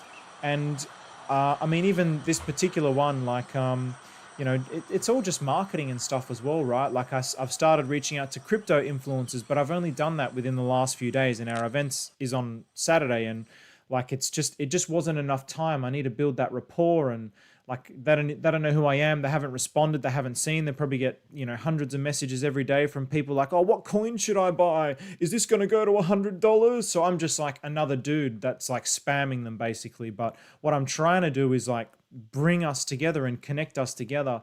And so definitely I feel Well, I feel that that's absolutely inevitable, actually. But yeah, it's just a matter of time. So yeah, and just finding enough people that want to be those types of people to create those connections, which we're starting to see in the Australian DeFi community. Like there's people, bringing to my attention people that I had no idea about, and that's how it happens. I mean, I can't see everything. That's why it has to happen as a community. It just absolutely has to happen, and it's like it can't happen any other way. It has to happen with collective willpower. So yeah. I'll give you a shout out on the. I put a post together on the DAI account. I mean, we have a lot of Australian DAI holders, and I think the community aspect is like paramount. It's really. I'll put something together and post it. I definitely appreciate that. I asked Somi for help as well, and he assisted with that. And yeah, anyone that can like share and just comment, it's just the most basic things. Just click the like, press repost, just comment. Like it just boosts it so more people can see it. It's like 1 second of effort from you, and that's it. And like I'll spend like all Saturday afternoon like doing these reels, and then all you have to do is just press the like button, or just say, oh, that's cool, or just something so small, just like the smallest amount of effort. But it all comes back to the incentives, and like how can you frame it in a way that's going to benefit that individual, because that's what makes people act. So that's my challenge at the moment. So again, like if people have tips on these things, like DM me, whatever, like, well, yeah, maybe not DM me because I get bombarded with DMs, but just whatever. Like I'm totally open to, if you've figured out a way of being able to communicate with people or spark people into action or whatever, please let me know. Because my strategy at the moment is literally I'm just going to do it. And if people just keep showing the movement, and then hopefully people will get sparked up. So, we had this big connection with an former Australian football player. So when I sent an email out today, I gave an update on a meeting that we had with him. So, things are actually moving. And if we go to his city in Adelaide, like he could potentially come. They asked us about it. So they said, oh, have you guys done anything in Adelaide yet? We're like, well, actually we have. But again, like, these guys, I mean, are they going to come to an event where there's only 5 crypto bros? Or, if there's 50 people there, then maybe they're more likely to come. So that's why it's like, trying to get people to think outside of themselves. Like just you being there, just you being happy and being there is like a big plus. And now we're getting to the point where we've got a ticket to give away because someone donated for that. So if anyone is like struggling with money, like we'll help with that stuff as well. Like the community in Oz DeFi, we'll chip in to help people if they're struggling, no problem. It's really just about getting the numbers there. That there is an energy and a force to that I really believe in. So yeah, if people have ideas and tips, I'm all ears. Big time. Stephen, I was just going to say, mate, on that, because I think you and Osprey have covered quite a lot of ground there, and shout out to you, Tanner, on the book, mate, because it's always good to help people with education. I just had a few thoughts when you were talking there, Stephen, and it was basically that, you talk a lot about personal power, and I think this is a really important point because, I used to kind of use this caveat. I used to use this expression, which was kind of like, no one's coming. I used to listen to a lot of coaches and kind of, sort of, I've been kind of personally working on my own mindset for years and years and years and years, like literally actively, consciously, probably 10 years, just trying to unlearn a lot of harmful, like negative habits and trying to reframe my mind, right? So I'm very interested in this personal development stuff. And you talk about personal power, and I think basically it all comes back to that, right? I talked about this the other day, about being causative. I sort of went on a bit of a kind of, made a few points in the main chat on a voice note, just talking about you're either being cause or you're being the effect. And really that kind of put another way is the idea of personal power, right? So you're either, it's kind of like what you're doing with the event, Stephen, is exactly the right approach, right? There's no doubt about it, because the only way you can create an event is to create an event. Like, I know that sounds so basic, but the thing is, we have to go back to basics. We have to go back to the fundamentals of life and the way it works, right? And it's like, if you want people to come to something, you have to invite them, right? You have to invite them, like, and your efforts with the Perth event, and like you say, Brisbane, and sort of, getting these people to come together is the right way to go. My only advice, like my only perception on this, is just keep doing what you're doing, right? Just keep outflowing, just keep outflowing to other people, right?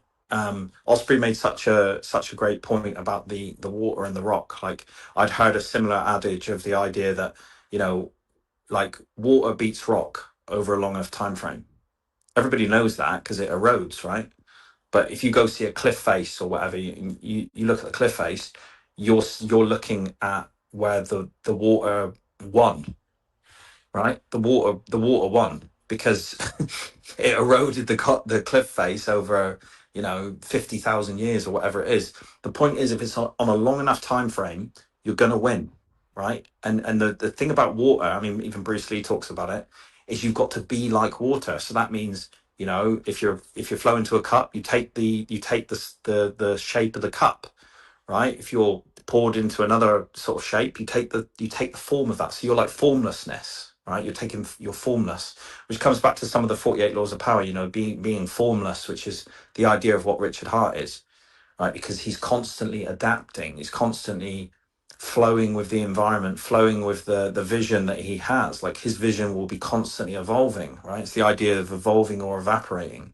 You've got to let go of some of these old ideas and welcome the new ones, but more specifically to your event, just focus on what works. Like, if it was me, I'd be doing a little inventory, right? I'd get a piece of paper and a pen and keep it simple and keep it old school, and just write down, like, what went well with Perth, right? What went well, and then focus on what didn't go well, and then just say, okay, well, let's do less of what didn't go well and let's double down on what went well, and just constantly do that, double, triple down. Like, oh, okay, so as an example, for example, getting people in the door is one thing, but keeping people is another thing, right? That they have to be acknowledged as individual things. And in my opinion, because I have a little bit of experience in events, nothing major. If I was in Australia, by the way, and I was near Brisbane, I'd 100% buy a ticket and I'd 100% come. But here's what I'll say on the events thing is, sometimes you've got to kind of, getting people in the door, like you say, hooking them with is one thing, but keeping them is a different mechanism. It's a different game, right? And how do you do that? You create value. You're creating value anyway, but how do you capture that value over a long enough time frame? How do you keep people coming back for more? In my opinion, Stephen, you have the talent, the knowledge, the get-go, the willpower to do pretty much anything in this space, bro. If you put your mind to it, you can do anything. I know that. We've spoken enough to know that, like, 100%. And I'm not alone in that, by the way. Loads of people feel that way about you. So you have the tools, you have the ability, you have the communication. Osprey said this about communication. I totally support that statement. You could go on radio, you could communicate this, that, and it is just an email, right? And that's why I'm saying the things that I would remember is outflow. Like, just send those messages to, even if they feel a little bit not very personable in the beginning, right? You just want to hook people in with a message, and then you kind of double down. Like, people aren't afraid to sell courses or to sell mindset or to sell books and stuff like that, to sell things that, in my opinion, are less valuable than what you're selling, except their outflow might be 10 times or 100 times the level that you're doing. Does that make them any better than you? No. It just means that they've kind of worked out their formula and they're firing it out, right? That's how people can scale businesses, because it's just numbers, right? You can scale your events with enough people coming. And the only way you can do that is to communicate with them. You have to get in communication, you have to outflow, Like you said, you could be 2 years thinking about a YouTube channel, not actually taking the steps, but you took the steps, you've built a YouTube channel, you're continuing to build. So you know how to overcome these thoughts and objections in your own mind. So just, I would say, get out your own way, because that's the number one thing that everybody needs to do, including myself. You've got to get out your own way. You've got to say, okay, my vision is bigger than how I feel and what I'm doing. So what would I want to receive? If I was the person being invited to the event, what would that message look like? I would say, well, this is the value, this is the value proposition, it would be great. It's no pressure. You also want people to feel like there's no pressure, like people can just kind of turn up, pay 20 quid for the ticket, whatever the price is, and just come along and have fun and network, and free coffee or whatever it is that part of that experience. But also keeping people, this is the bit that I wanted to talk about. You have the skills, Stephen, to be able to create like a free course, like maybe a DeFi education course, or any sort of product, any sort of like staying safe online, or taking back your freedom. These kind of like, they could be an ebook, they could be a printout, they could be something that you want to give people almost as a gift for showing up for themselves, right? And then you're steering people in the right direction. You're kind of, and then people do, obviously we're humans, we love dopamine, we're always looking for the next thing. So if you're rewarding people, it makes people want to come back. Do you know what I mean? It's like you have a good customer experience, you go into your favorite store, whatever, you already like those products anyway, but then they give you a gift on the way out, or they give you a £20 voucher off on this, or you get a free ticket, or if you recommend a friend, you get a free ticket, or on the next event, or you know what I'm saying? There's loads of different things you can do when you're scaling, but it all comes back to pen and paper, in my opinion. So I would just outflow. I would think about the products that are going to keep those people showing up to the events. They don't have to be big and fancy. They just have to be like, oh, we're going to do this presentation, and then we're going to send you the presentation, or we're going to get a load of cheap USB sticks or whatever, and we're going to, I'm talking about your costs, right? Because you want to keep the costs low. And you throw a load of documents on it that can help people better their life, better their financial condition, better their understanding of crypto, maybe double down on their values. There's loads of stuff. Like, what I'm trying to say is you are no stranger to the personal development space, so you could build an array of valuable products that you can give to people at these events, which will keep them interested in what you're doing. And all you've got to do is get clear on what your values are. This is what I stand for. This is in alignment with my YouTube channel. This is what I believe people should be aware of. This is the information that they need. And then you're rocking and rolling, bro. You'll kill this space. There is nothing stopping you from achieving your goals. Nothing. No one, not one human, nothing but your own sort of mind, right? You talked about it earlier, about your mind, and we get in our own way. But you have the power, and it's personal power. You can get out of your own way. So, in my opinion, just keep doing what you're doing. Double down. If anything, just be more aggressive with your own actions. You can be because kindness.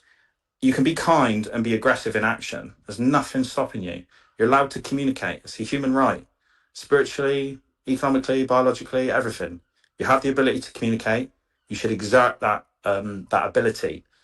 But yeah, I would just keep doing what you're doing and keep outflowing.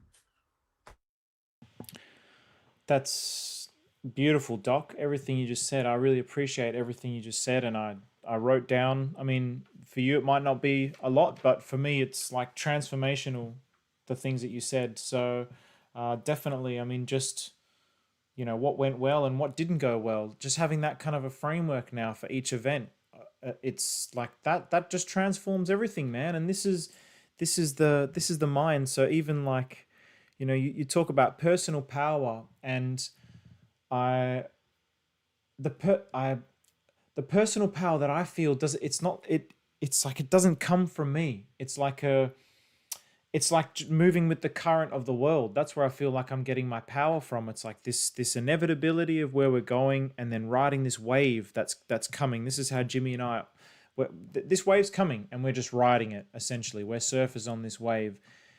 But everything you said, man, yeah, like even the freebies after the event, I think that was one thing that I intended to do after the Perth event. But yeah, that was when I kind of fell into my own darkness, and everything just kind of falls by the wayside, as we've had those discussions before. But I definitely aim to not do that for this particular one, and it's cool that I've actually started doing some of those things that you've suggested as well. So I feel like I'm definitely moving in the right direction.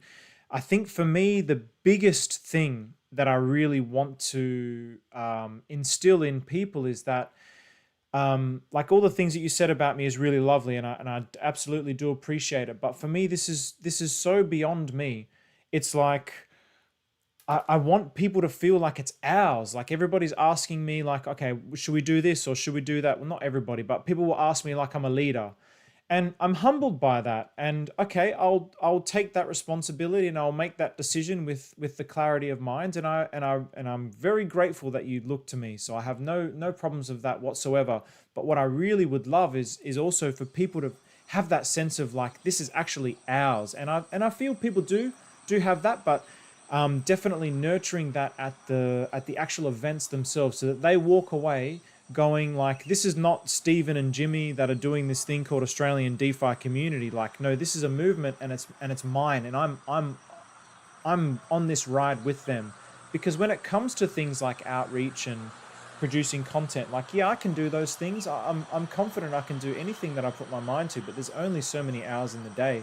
And like, the more that I pour into this, like, then my meditation center suffers. Like, I've had an architecture job doing some work from one of my best friends, and just something that would have taken 2 hours, it took me 2 weeks to do, because I'm trying to prioritize, like, the Australian DeFi community that's coming up on the 4th of July. So I'm like, okay, but I also have to focus on my sleep, and I have to exercise, and I have to meditate as well. And then I have to do all these hours of work. So it's like, okay, just getting I need to start using AI agents and figuring this out to really, like, boost these kinds of things. And yeah, just the outreach and all the little things, and all the little parts of when people feel that it's ours, it really helps. And I'm seeing that energy emerge within our Telegram chat, which is really, really lovely to see. So what I'm getting at with this is, like, how do we foster that feeling or create that sensation or something at the event, so that they also walk away not necessarily needing something. So even though I would give them things to keep motivating them, but how can they walk away really feeling like, no, I have to be a part of this? That's the next challenge, I suppose, from the next event. So yeah, but thanks, man. I really appreciate everything you just said.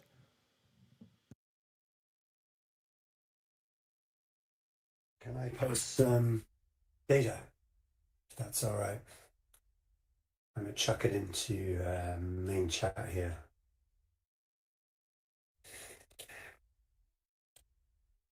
And I'll explain a bit about it.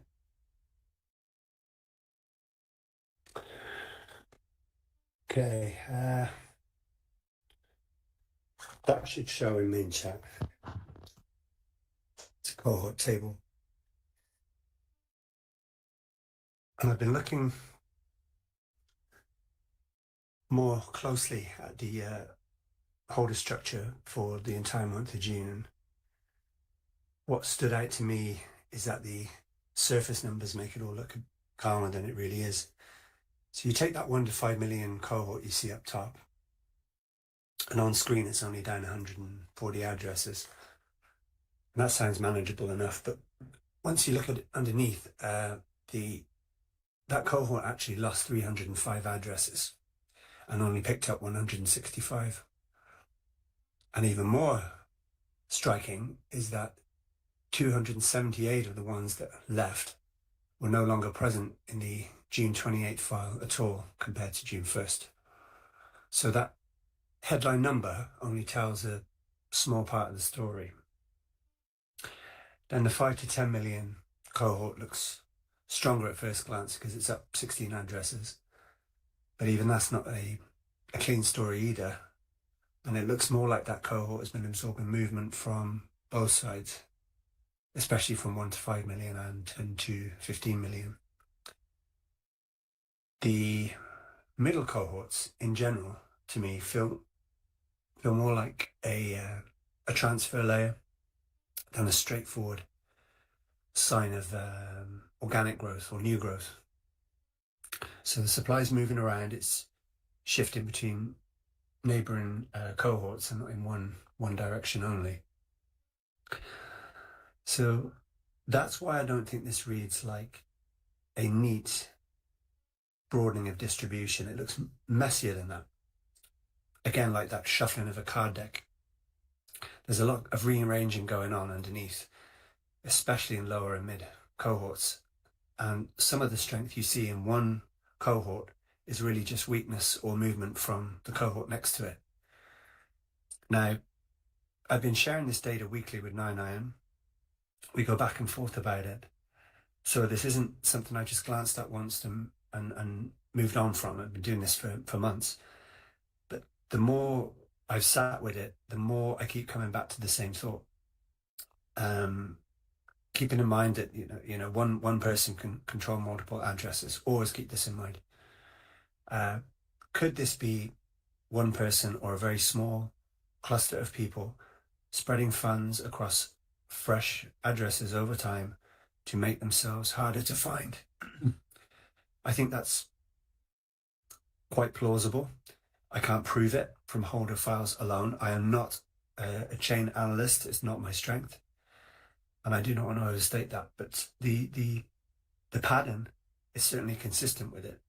When you see large numbers of addresses cycling out, new ones appearing out of nowhere, and the structure changing without a clean one-way read, that does fit the idea of funds being spread around in a way that makes tracking ownership harder. So my honest take is that the holder map still shows us something real, measurable, but it may be showing wallet movement more than clean owner movement. And if that is what is happening, then a lot of people take a lot of what people take at face value from cohort tables may not be what it seems. And the structure's still moving, it's being rearranged. At least to me, that looks less like simple churn and more like something deliberate could be going on underneath. Ordinarily, when we've had such churn in that 1 to 5 million cohort, it is also measurable in sentiment within the Telegram chat itself. But throughout June, it doesn't correlate. If we'd had that much churn, we would have seen it. You would see it in chat. You would see it in emotion. You would see it in combative posts. But that hasn't been the case. We're a small group. We're a very, very small group. And I do not see this churn reflected. If we had churn like this before now, it might have been around Better Bank or some big event. You would have seen it reflected in chat, but it just hasn't in June. So I find this very interesting.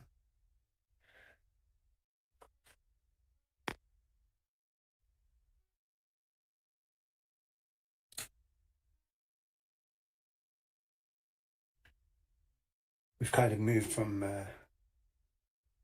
philosophy and spiritual to data, but that's the nature of things.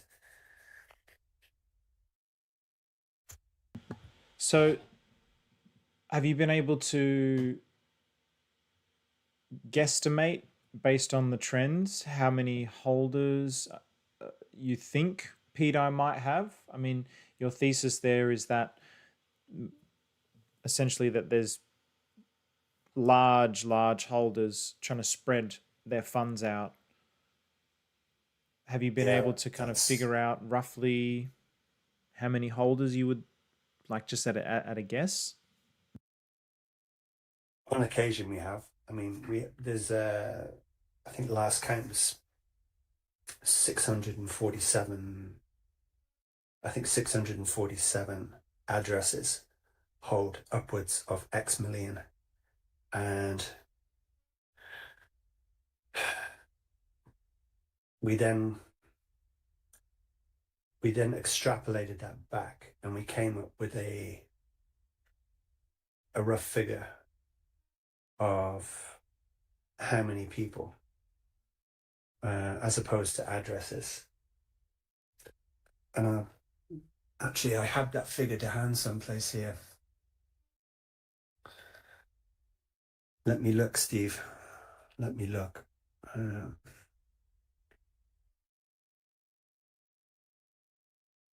The idea is, like, the working theory is that when this distribution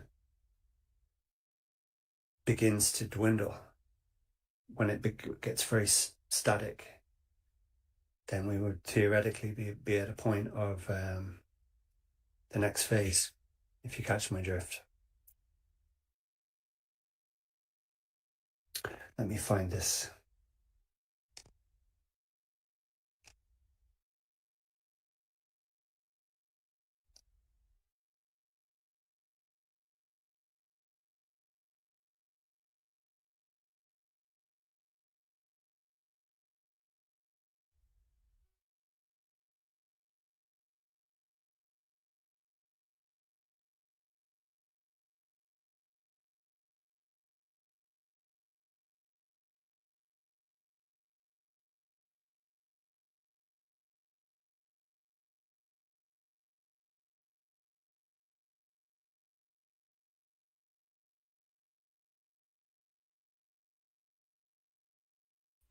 Yeah. This group gets together early, huh? Sometimes.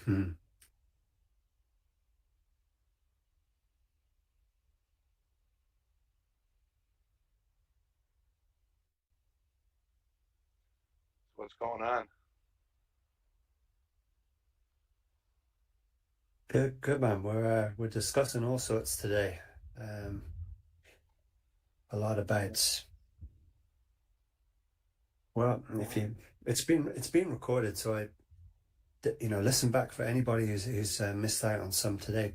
Please listen back, because there's been some great discussion points.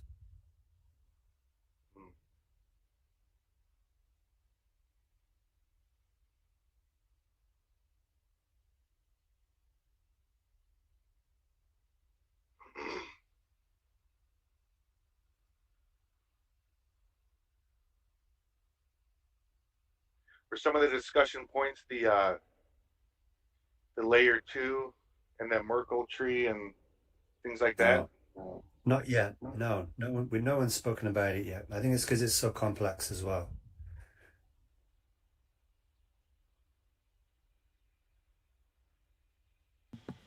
Moonboot, what's up, bro? Hi, Steve. How you doing? Good, man. Good.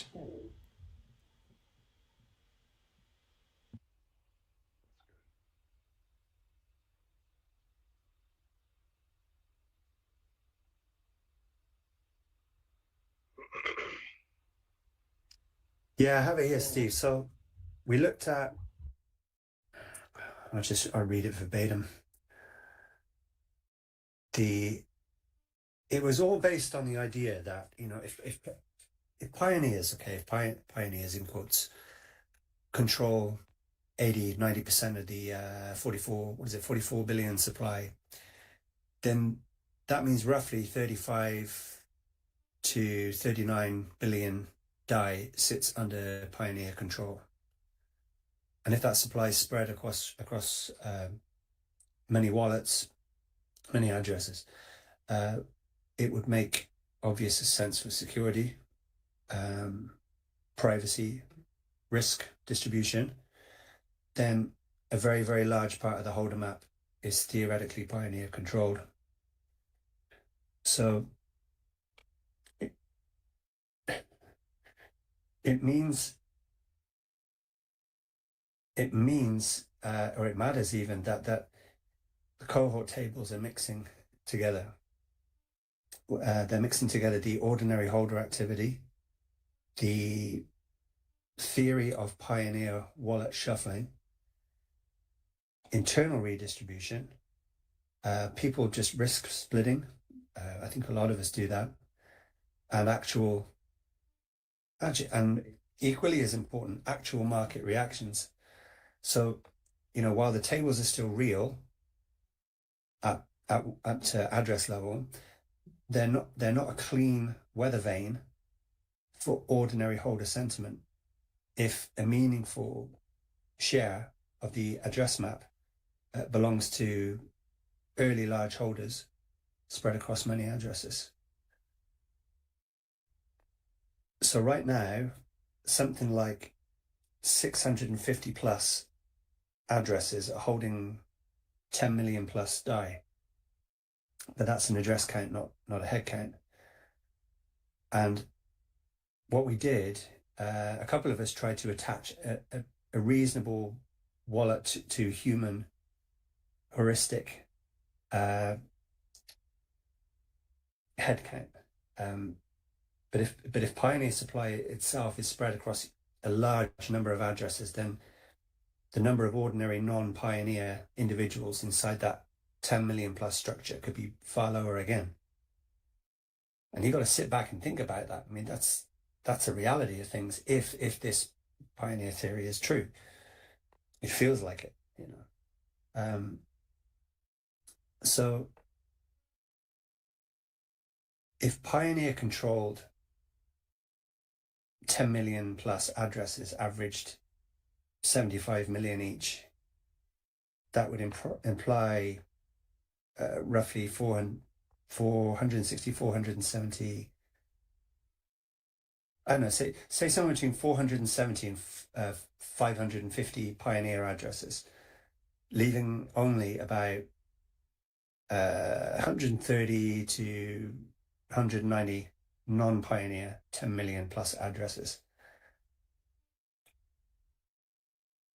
And those are still just addresses, not people. So, if ordinary holders split across wallets, the number of actual non-Pioneer people holding 10 million plus could theoretically be in the dozens or low hundreds, not anywhere near the raw 650 plus address figure. And that's part of the reason why I stopped posting the address distribution as frequently. I think our, if you look at the top of your Telegram screen, I know it says how many people are online. I know how it says something like how many people are active, some figure at the top anyway. But it actually runs true to this theory that we are far, far smaller than we believe. I think the Telegram activity is representative of the real nature of the raw address figure. I think we are hundreds. I think we are hundreds, not much more, of real individuals, notwithstanding this Pioneer control theory. I hope that makes sense. I have a post about it. I'll link you to it if you want to read. Wow, so there's a lot less than I would have expected. Yeah.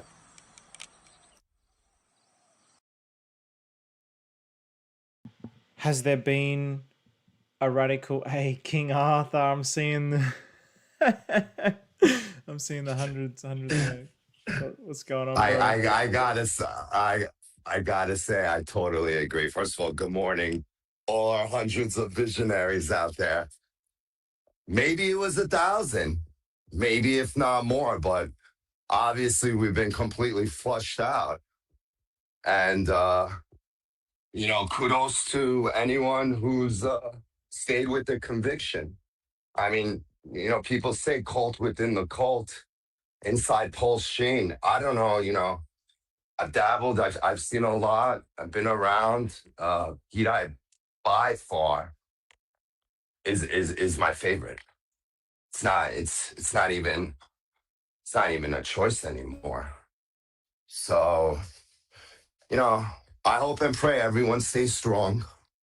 And obviously it's been challenging.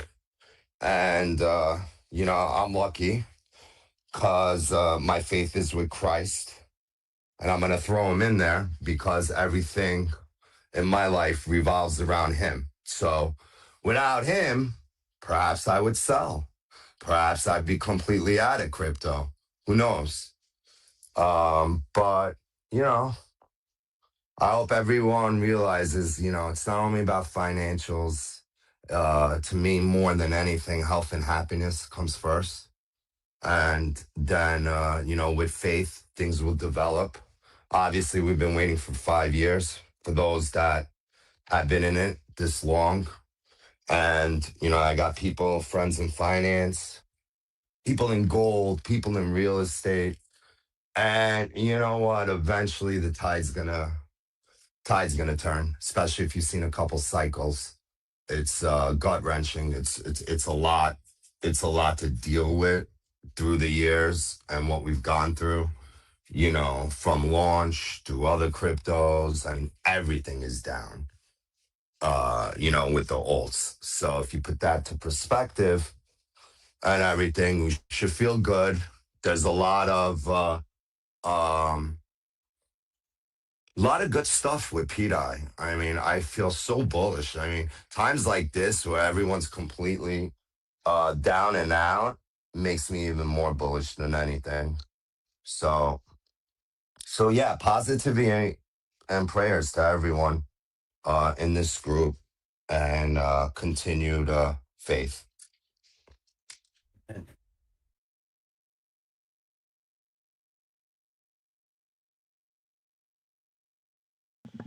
Love that, man. Good to hear your voice.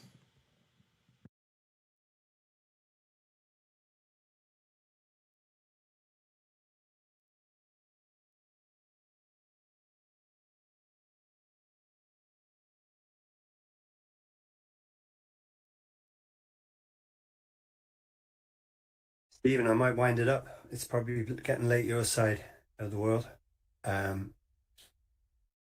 Unless anyone wants to jump in, and might just leave it 5 minutes and we'll see. You were mentioning, was there anything to discuss about LibertySwap and ZKS and AI? Guys, can you hear me? Yep. Yeah, we can hear you. Oh, sorry. I was just saying something before you guys said something. I don't know. I must have been on mute. I just wanted to say, King Arthur, shout out to you, bro. You're a ray of sunshine. You have been ever since I saw you on X for the first time. So a lot of love your way, bro. And I just wanted to say, Osprey and Stephen, what you boys were saying on the wallets. I only wanted to very quickly say, I've just shared it in the main chat, just to support your analysis and anybody else who wants to do their own work, because obviously, again, don't rely on other people. Empower yourself, learn new skills, use AI. The link, I've just responded to the original pinned message, which is basically pstables.online. Obviously be careful of links and all that kind of stuff, but the official link is pinned. So anybody who wants to look at, it was created by MiCA, who basically wanted to answer a question, which was, can we prove on chain that like how the four master wallets, the 5996 and all that kind of stuff, how that links and how that connects to the Pioneer wallets and everything. It's all laid out for you on a visual map. All you got to do is click the link, go through it, familiarize yourself and start your own personal journey of becoming like an on-chain. You don't have to become a wizard. It's not going to happen overnight, but just have a bit of fun with it and, try and just invest in yourself, guys, while you've got this opportunity, if it's whether you're DCAing or whatever, but nothing's stopping you from using, you upskilling yourself and taking advantage of these quieter periods, right? Whether that's pre-peg, whether that's in depression of pulse chain cores overall, whether we're in depression of the overall macro, whether we're waiting for clarity, whatever it is, be productive. The most important thing is just be productive in your personal lives, your professional lives, and increase your skills and take advantage of the time that you have while, quote unquote, nothing ever happens. Make stuff happen is my answer, is my response to that. So that's all I wanted to say on this side. This actually ties into Stephen's question he just asked about. Like we were going to discuss a little bit about, maybe I just tabled it yesterday, things we could speak about. I thought the ZKX wallet could be something we could mention because that's brand new out there. and he also mentioned I take the idea about talking about AI, maybe throwing that in. But when you say better your skills, and it makes me think that maybe an AI discussion would be really good as a standalone VC in itself, because it's just being used everywhere, and sometimes it's used really well, sometimes it's being used poorly, just through inexperience and genuine mistakes. I think the AI topic would make for a good standalone VC, and there's 2 or 3 people in our community which I think they're making really good use of it. You're one of them, and I think Stephen is very proficient too, and I also think Bavarian is very proficient. And if we could somehow, the 3 of you guys could jump on a VC, and we could help others understand the tools a little better, while not necessarily framing it all at DAI. We could just talk about the pitfalls you found yourselves in, and how to avoid them, which tools to use, how to ask better questions, how to, I don't know, I'm green as grass to it as well, so I would benefit from it. So maybe it's a better question answered as a standalone VC in itself. What do you think of that? Absolutely. I'm in. Count me in. I'd love to, because AI is a fantastic tool, right? But if you don't know what you're doing, it's useless. So you have to tailor your experience. You have to learn how to use it effectively, how to keep it reliable, how to tailor it so that it responds to you, so your learning style. I'm more than happy to jump in with you guys and do that. No problem on my side. Yeah, I'd love to as well. And I'm not sure how much I'd be able to contribute, but I would certainly love to. And if anyone is an expert out there with AI agents as well, I'd definitely love to get that discussion going as well. That's what we'll do. I think we'll do that for the depending on how our outreach for the Clarity App VC goes this week. Like I've got two invitations out there now, and fingers crossed. I'd like to think one of them bites, and it'll help us tremendously get that VC started. And we'll build that to their schedule as well, by the way. So it could be an awkward time, but at least it'll be recorded, and it will benefit everyone when they listen back. So depending on what happens with that, let's say we go for this AI one next, and if the Clarity App one comes in the meantime, we'll just push the AI one out another week. So Makes here and perfect now, sense. yeah, let's make the AI one up next, and I think that would be fascinating. I'd enjoy it. We'd all benefit from it, definitely. Absolutely. And we have 2 weeks on Clarity anyway, so there isn't going to be much happening in that area. Yeah.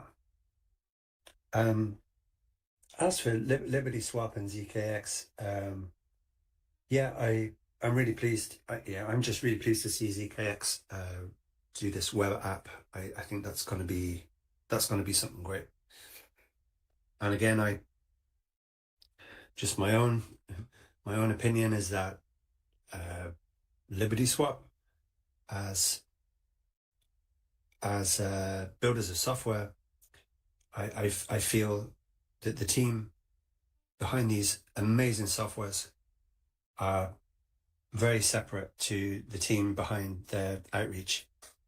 They're both tasked very, very differently, and they know how to get to their audience, and I think all of it is ultimately net positive. But the trap I won't fall into is judging their software by their social outreach. I don't conflate the two. I treat them separately, because as far as I'm concerned, LibertySwap is on the good team. I'm very personally just very excited about the stuff they're rolling out, and I think what they do is flawless. There's nothing really like it, and it just has all the hallmarks of perfectionism and I'm not making any I'm not making judgments, put it that way. The ZKX wallet is pretty much by far the best wallet I've ever used. And the way that they've been able to integrate it for mobile as well, bypassing the app stores, unbelievable. Yeah, these aren't amateurs, you know, and you can tell, like, when you if you go into like developer options on a browser, right, and you just interrogate every file name, every image name, every text, everything, it's all categorized, it's all labeled perfectly, everything is positioned properly. It's flawless. The mobile optimization is every bit as flawless as desktop. You don't see, like, every protocol or whatever project that's come our way, there's always a tell about the efforts that people put into designing sites. And like, I'm not good at chain analysis. I've been trying for a very long time, and I've improved slightly, but I don't have a lot to go on when it comes to that. I'm more of a person that just looks at patterns. I look at patterns a lot, and I look at how things are put together. And when I see what these websites are like, it's there's always a tell. But LibertySwap and PulseX and PulseChain.com, you look at these sites, you know, through developer options, everyone can look for themselves, and it's just flawless. To be at that level and consistently, it takes really, really good, dedicated people, and that inspires confidence. So again, that only magnifies my point, selfishly somewhat, that the social outreach and the developer side of things are two very different teams tasked with two very, very different missions. You know.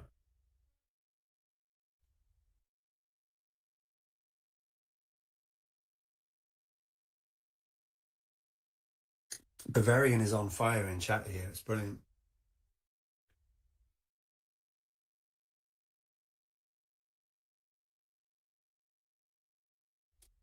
I think what I'll do is maybe we contact Bavarian and ask, would he be interested in talking about how to use AI and the pitfalls he's found. We don't need to grill him about his understanding of what's happening with DAI, but I don't want to put him in a corner either, because he's working very hard, but he could be a great source of feedback around how to use AI well. So if you're listening, Bavarian, I might get in touch and just ask you properly one-to-one if you'd be interested. But I am listening. Oh, cool. Yeah, no one wants to corner you.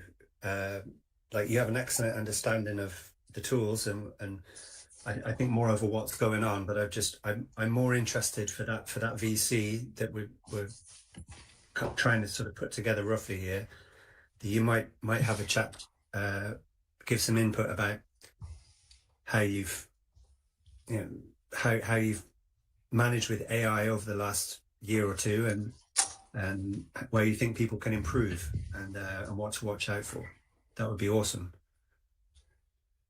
Yeah, I can do this. The question is always kind of the level of all the participants, because should it be something in general starting point, or should we dig deeper? Because I also give trainings on this topic for companies, for example, and it's so that the level of knowledge is very so differs a lot. You know what I mean?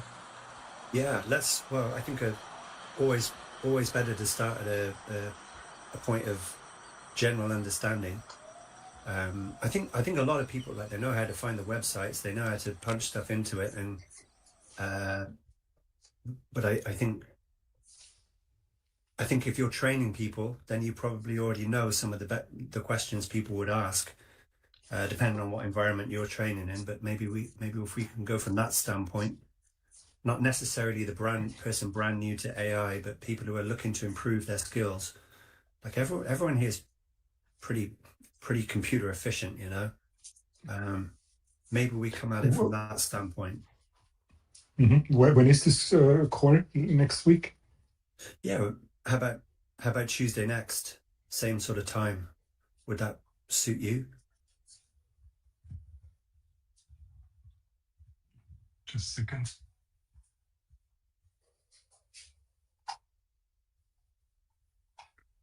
So 4:00 next Tuesday, or did you mean 3:00 when it started? Well, or 2:00. When did it start? At 2:00, I guess, right? We started at 1 p.m. UTC, depending on where you are. Yeah. Well, assuming my name, I'm in Germany. Okay, so are you in I'm in Ireland. It's here it's 3:30. Okay, then you are 1 hour behind me. Yeah. Okay, so starting at 2:00 your time next Tuesday. Mm-hmm. I don't know whether I make 2:00, 3:00. I can ensure, but 2:00 it's not. Cool. I'm not sure. Yeah. All right. Well, we'll put it on and jump in. I mean, we'll go for a couple of 3 hours like we normally do. So, just we'll structure it and we'll work around you. You know, that's no problem at all. Yeah, looking forward to it. Yeah, we'd appreciate it. Thank you very much. Really appreciate it. Hey guys, can I ask a quick question? Go ahead. No.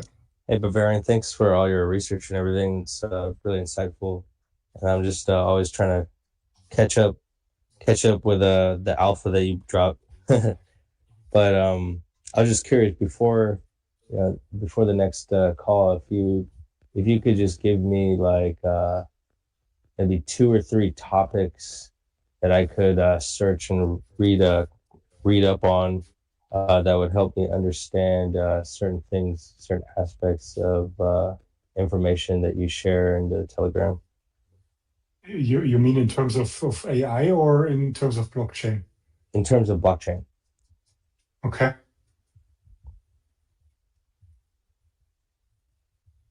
I don't have a coding background or me either. Okay. So that's I'm pretty basic. It's all self-taught. I have kind of, I guess you could say, like a basic understanding of liquidity pools and blockchain and cryptography, but a lot of it is through just conversation with people around me. So when it comes to like more technical terms, I'm not really it would be interesting to, go get a book or be able to know what to search for, if that makes sense. The best advice I can give you is start at the birth of Pulse Chain. Okay. So when the fork happened, what kind of protocols and systems have been forked, and then you go through the list of protocols, DeFi protocols, where the snapshot was made, and then you try to understand on the Ethereum side what those protocols are for and what they are capable of and how they work. So I started. So first of all, you have to understand the protocols and the systems, because only then you might be able to understand what they are building. Without knowing the protocols and the systems, you never will understand what the pioneers are building. Got it. And do you suggest I use AI for this? If you want the research do in a quick way, then yes. Otherwise, I think you need, I don't know, 1 year, 2 years of research. Okay. By then, the pack already happened, and it's not necessary anymore. You know what I mean? So Yeah, I mean, it better happen. Right on. Thank you. So, the protocols that were forked and taken in the snapshot when PulseChain launched. yes, because it's important what Yeah. kind of protocols For sure. have been forked and they're frozen. Yeah. And then you make one step Sure. after another with the protocols. But the deep knowledge for the protocols is necessary. Sure. Yeah, that's helpful. Thank you. Thank you very much. Otherwise, you are just another little baby scorn, you know. Right on. No, yeah, that'll be good for me because when I sacrificed it was I didn't really even care to know anything about crypto in general. A friend of mine kind of told me about it, and he was watching all the live streams and stuff from Richard Hart. And it wasn't until about a year ago where I was like, I wonder whatever happened to that project. I was like, was it a scam? Maybe it was a scam. And I started watching videos, and I saw the price was just all the way down. So I was like, oh my God, maybe it was a scam. So I tried to start doing research, like why it was a scam. And it just kind of led me to spaces in Twitter. And then I ended up watching Sami videos. And I just got more interested, started learning about crypto in general, just watching other people's videos. So I never really actually, I skipped the whole beginning part. So that's very good advice. Thank you very much. Mm-hmm. And to be clear, up to this point, I mean, you can't really blame those guys who don't support the theories. Why? Because it didn't pack yet. Huh? So, of course, there are theories by now, obviously.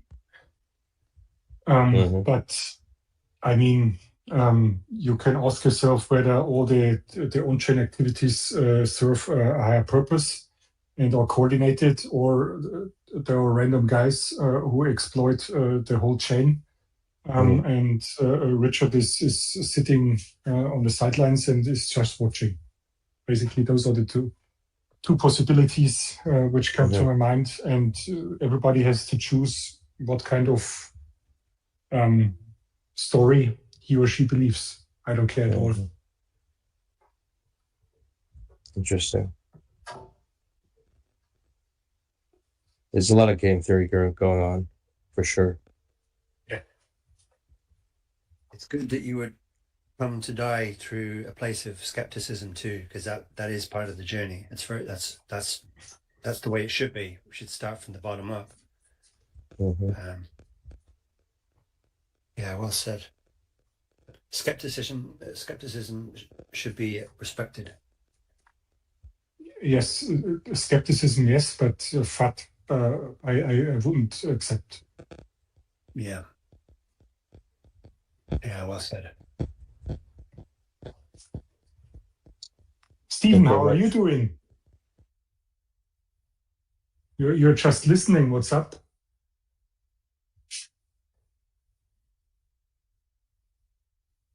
He doesn't speak to me anymore.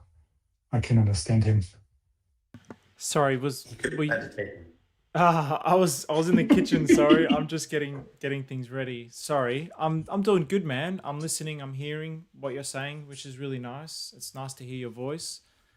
I'm doing very well, thank you. How are you? Fine as well. Everything's good. Good to see progress on the chain, right? Yeah, good to see. Yeah, I mean, I couldn't be any more optimistic about the direction this blockchain is moving.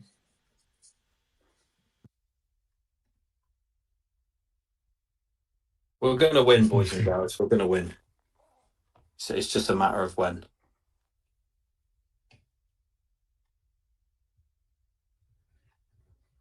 Sir.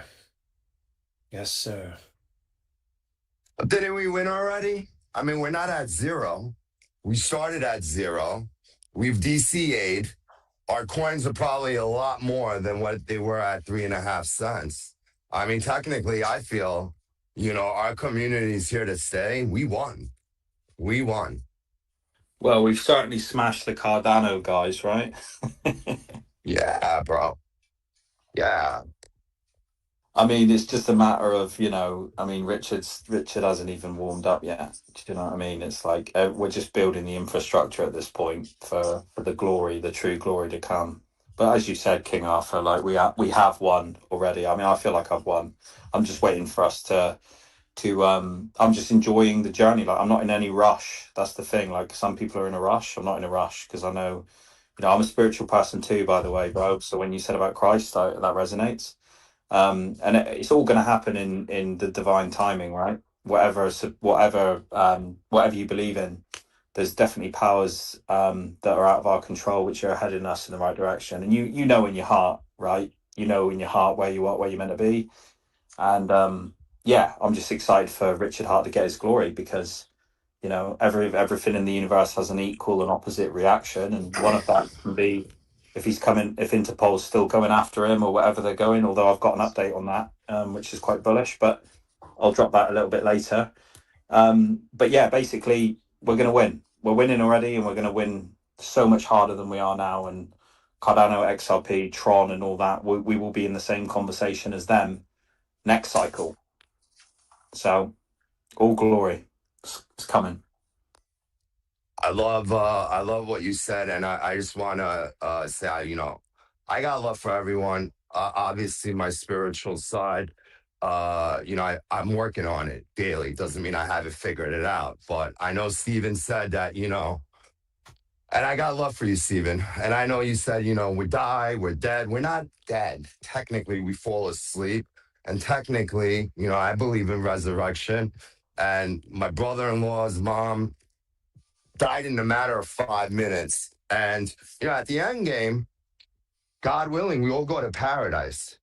There is an end game, and that's what I believe. I believe in all of that. So technically, you mute the negativity, the devil of fear, anxiety, with illnesses, with this and that.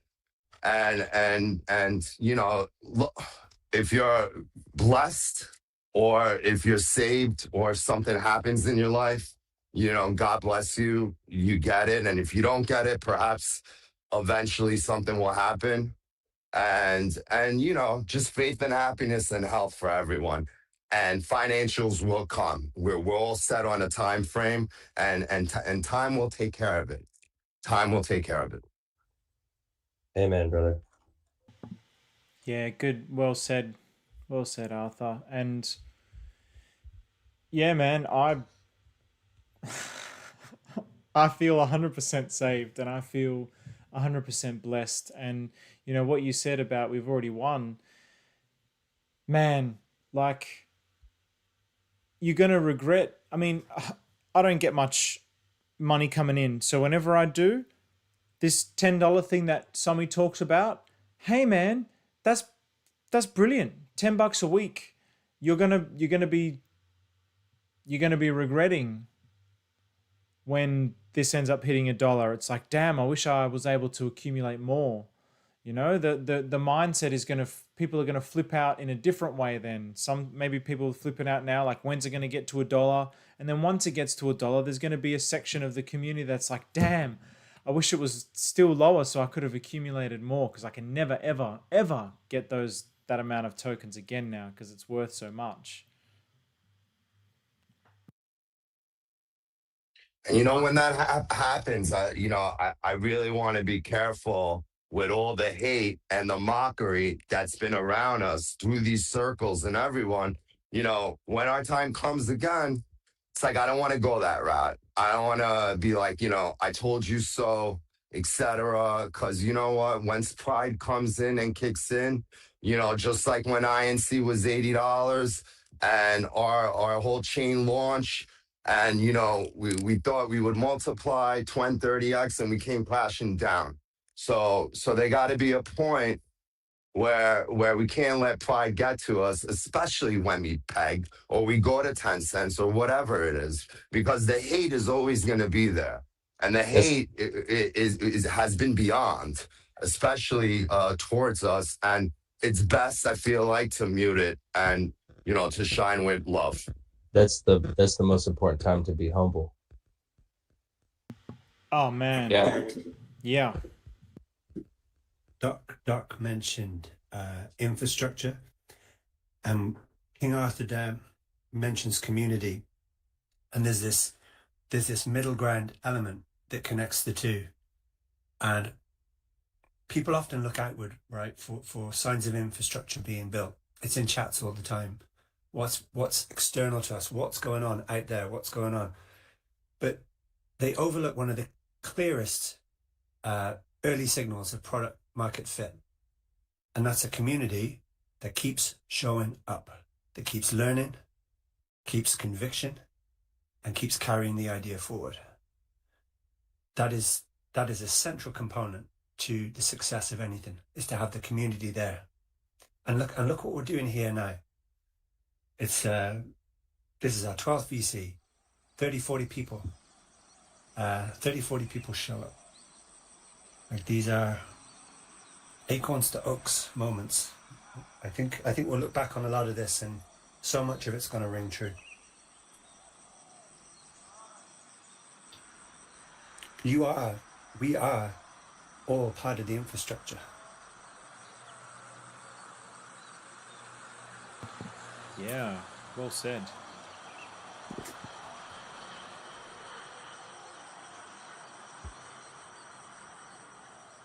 Yeah, I think it's really important to maintain our health in these times. Health is wealth.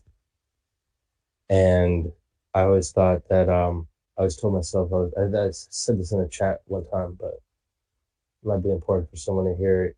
I always told myself, when we make it, I'm going to focus on being better, you know, mentally, physically, and everything.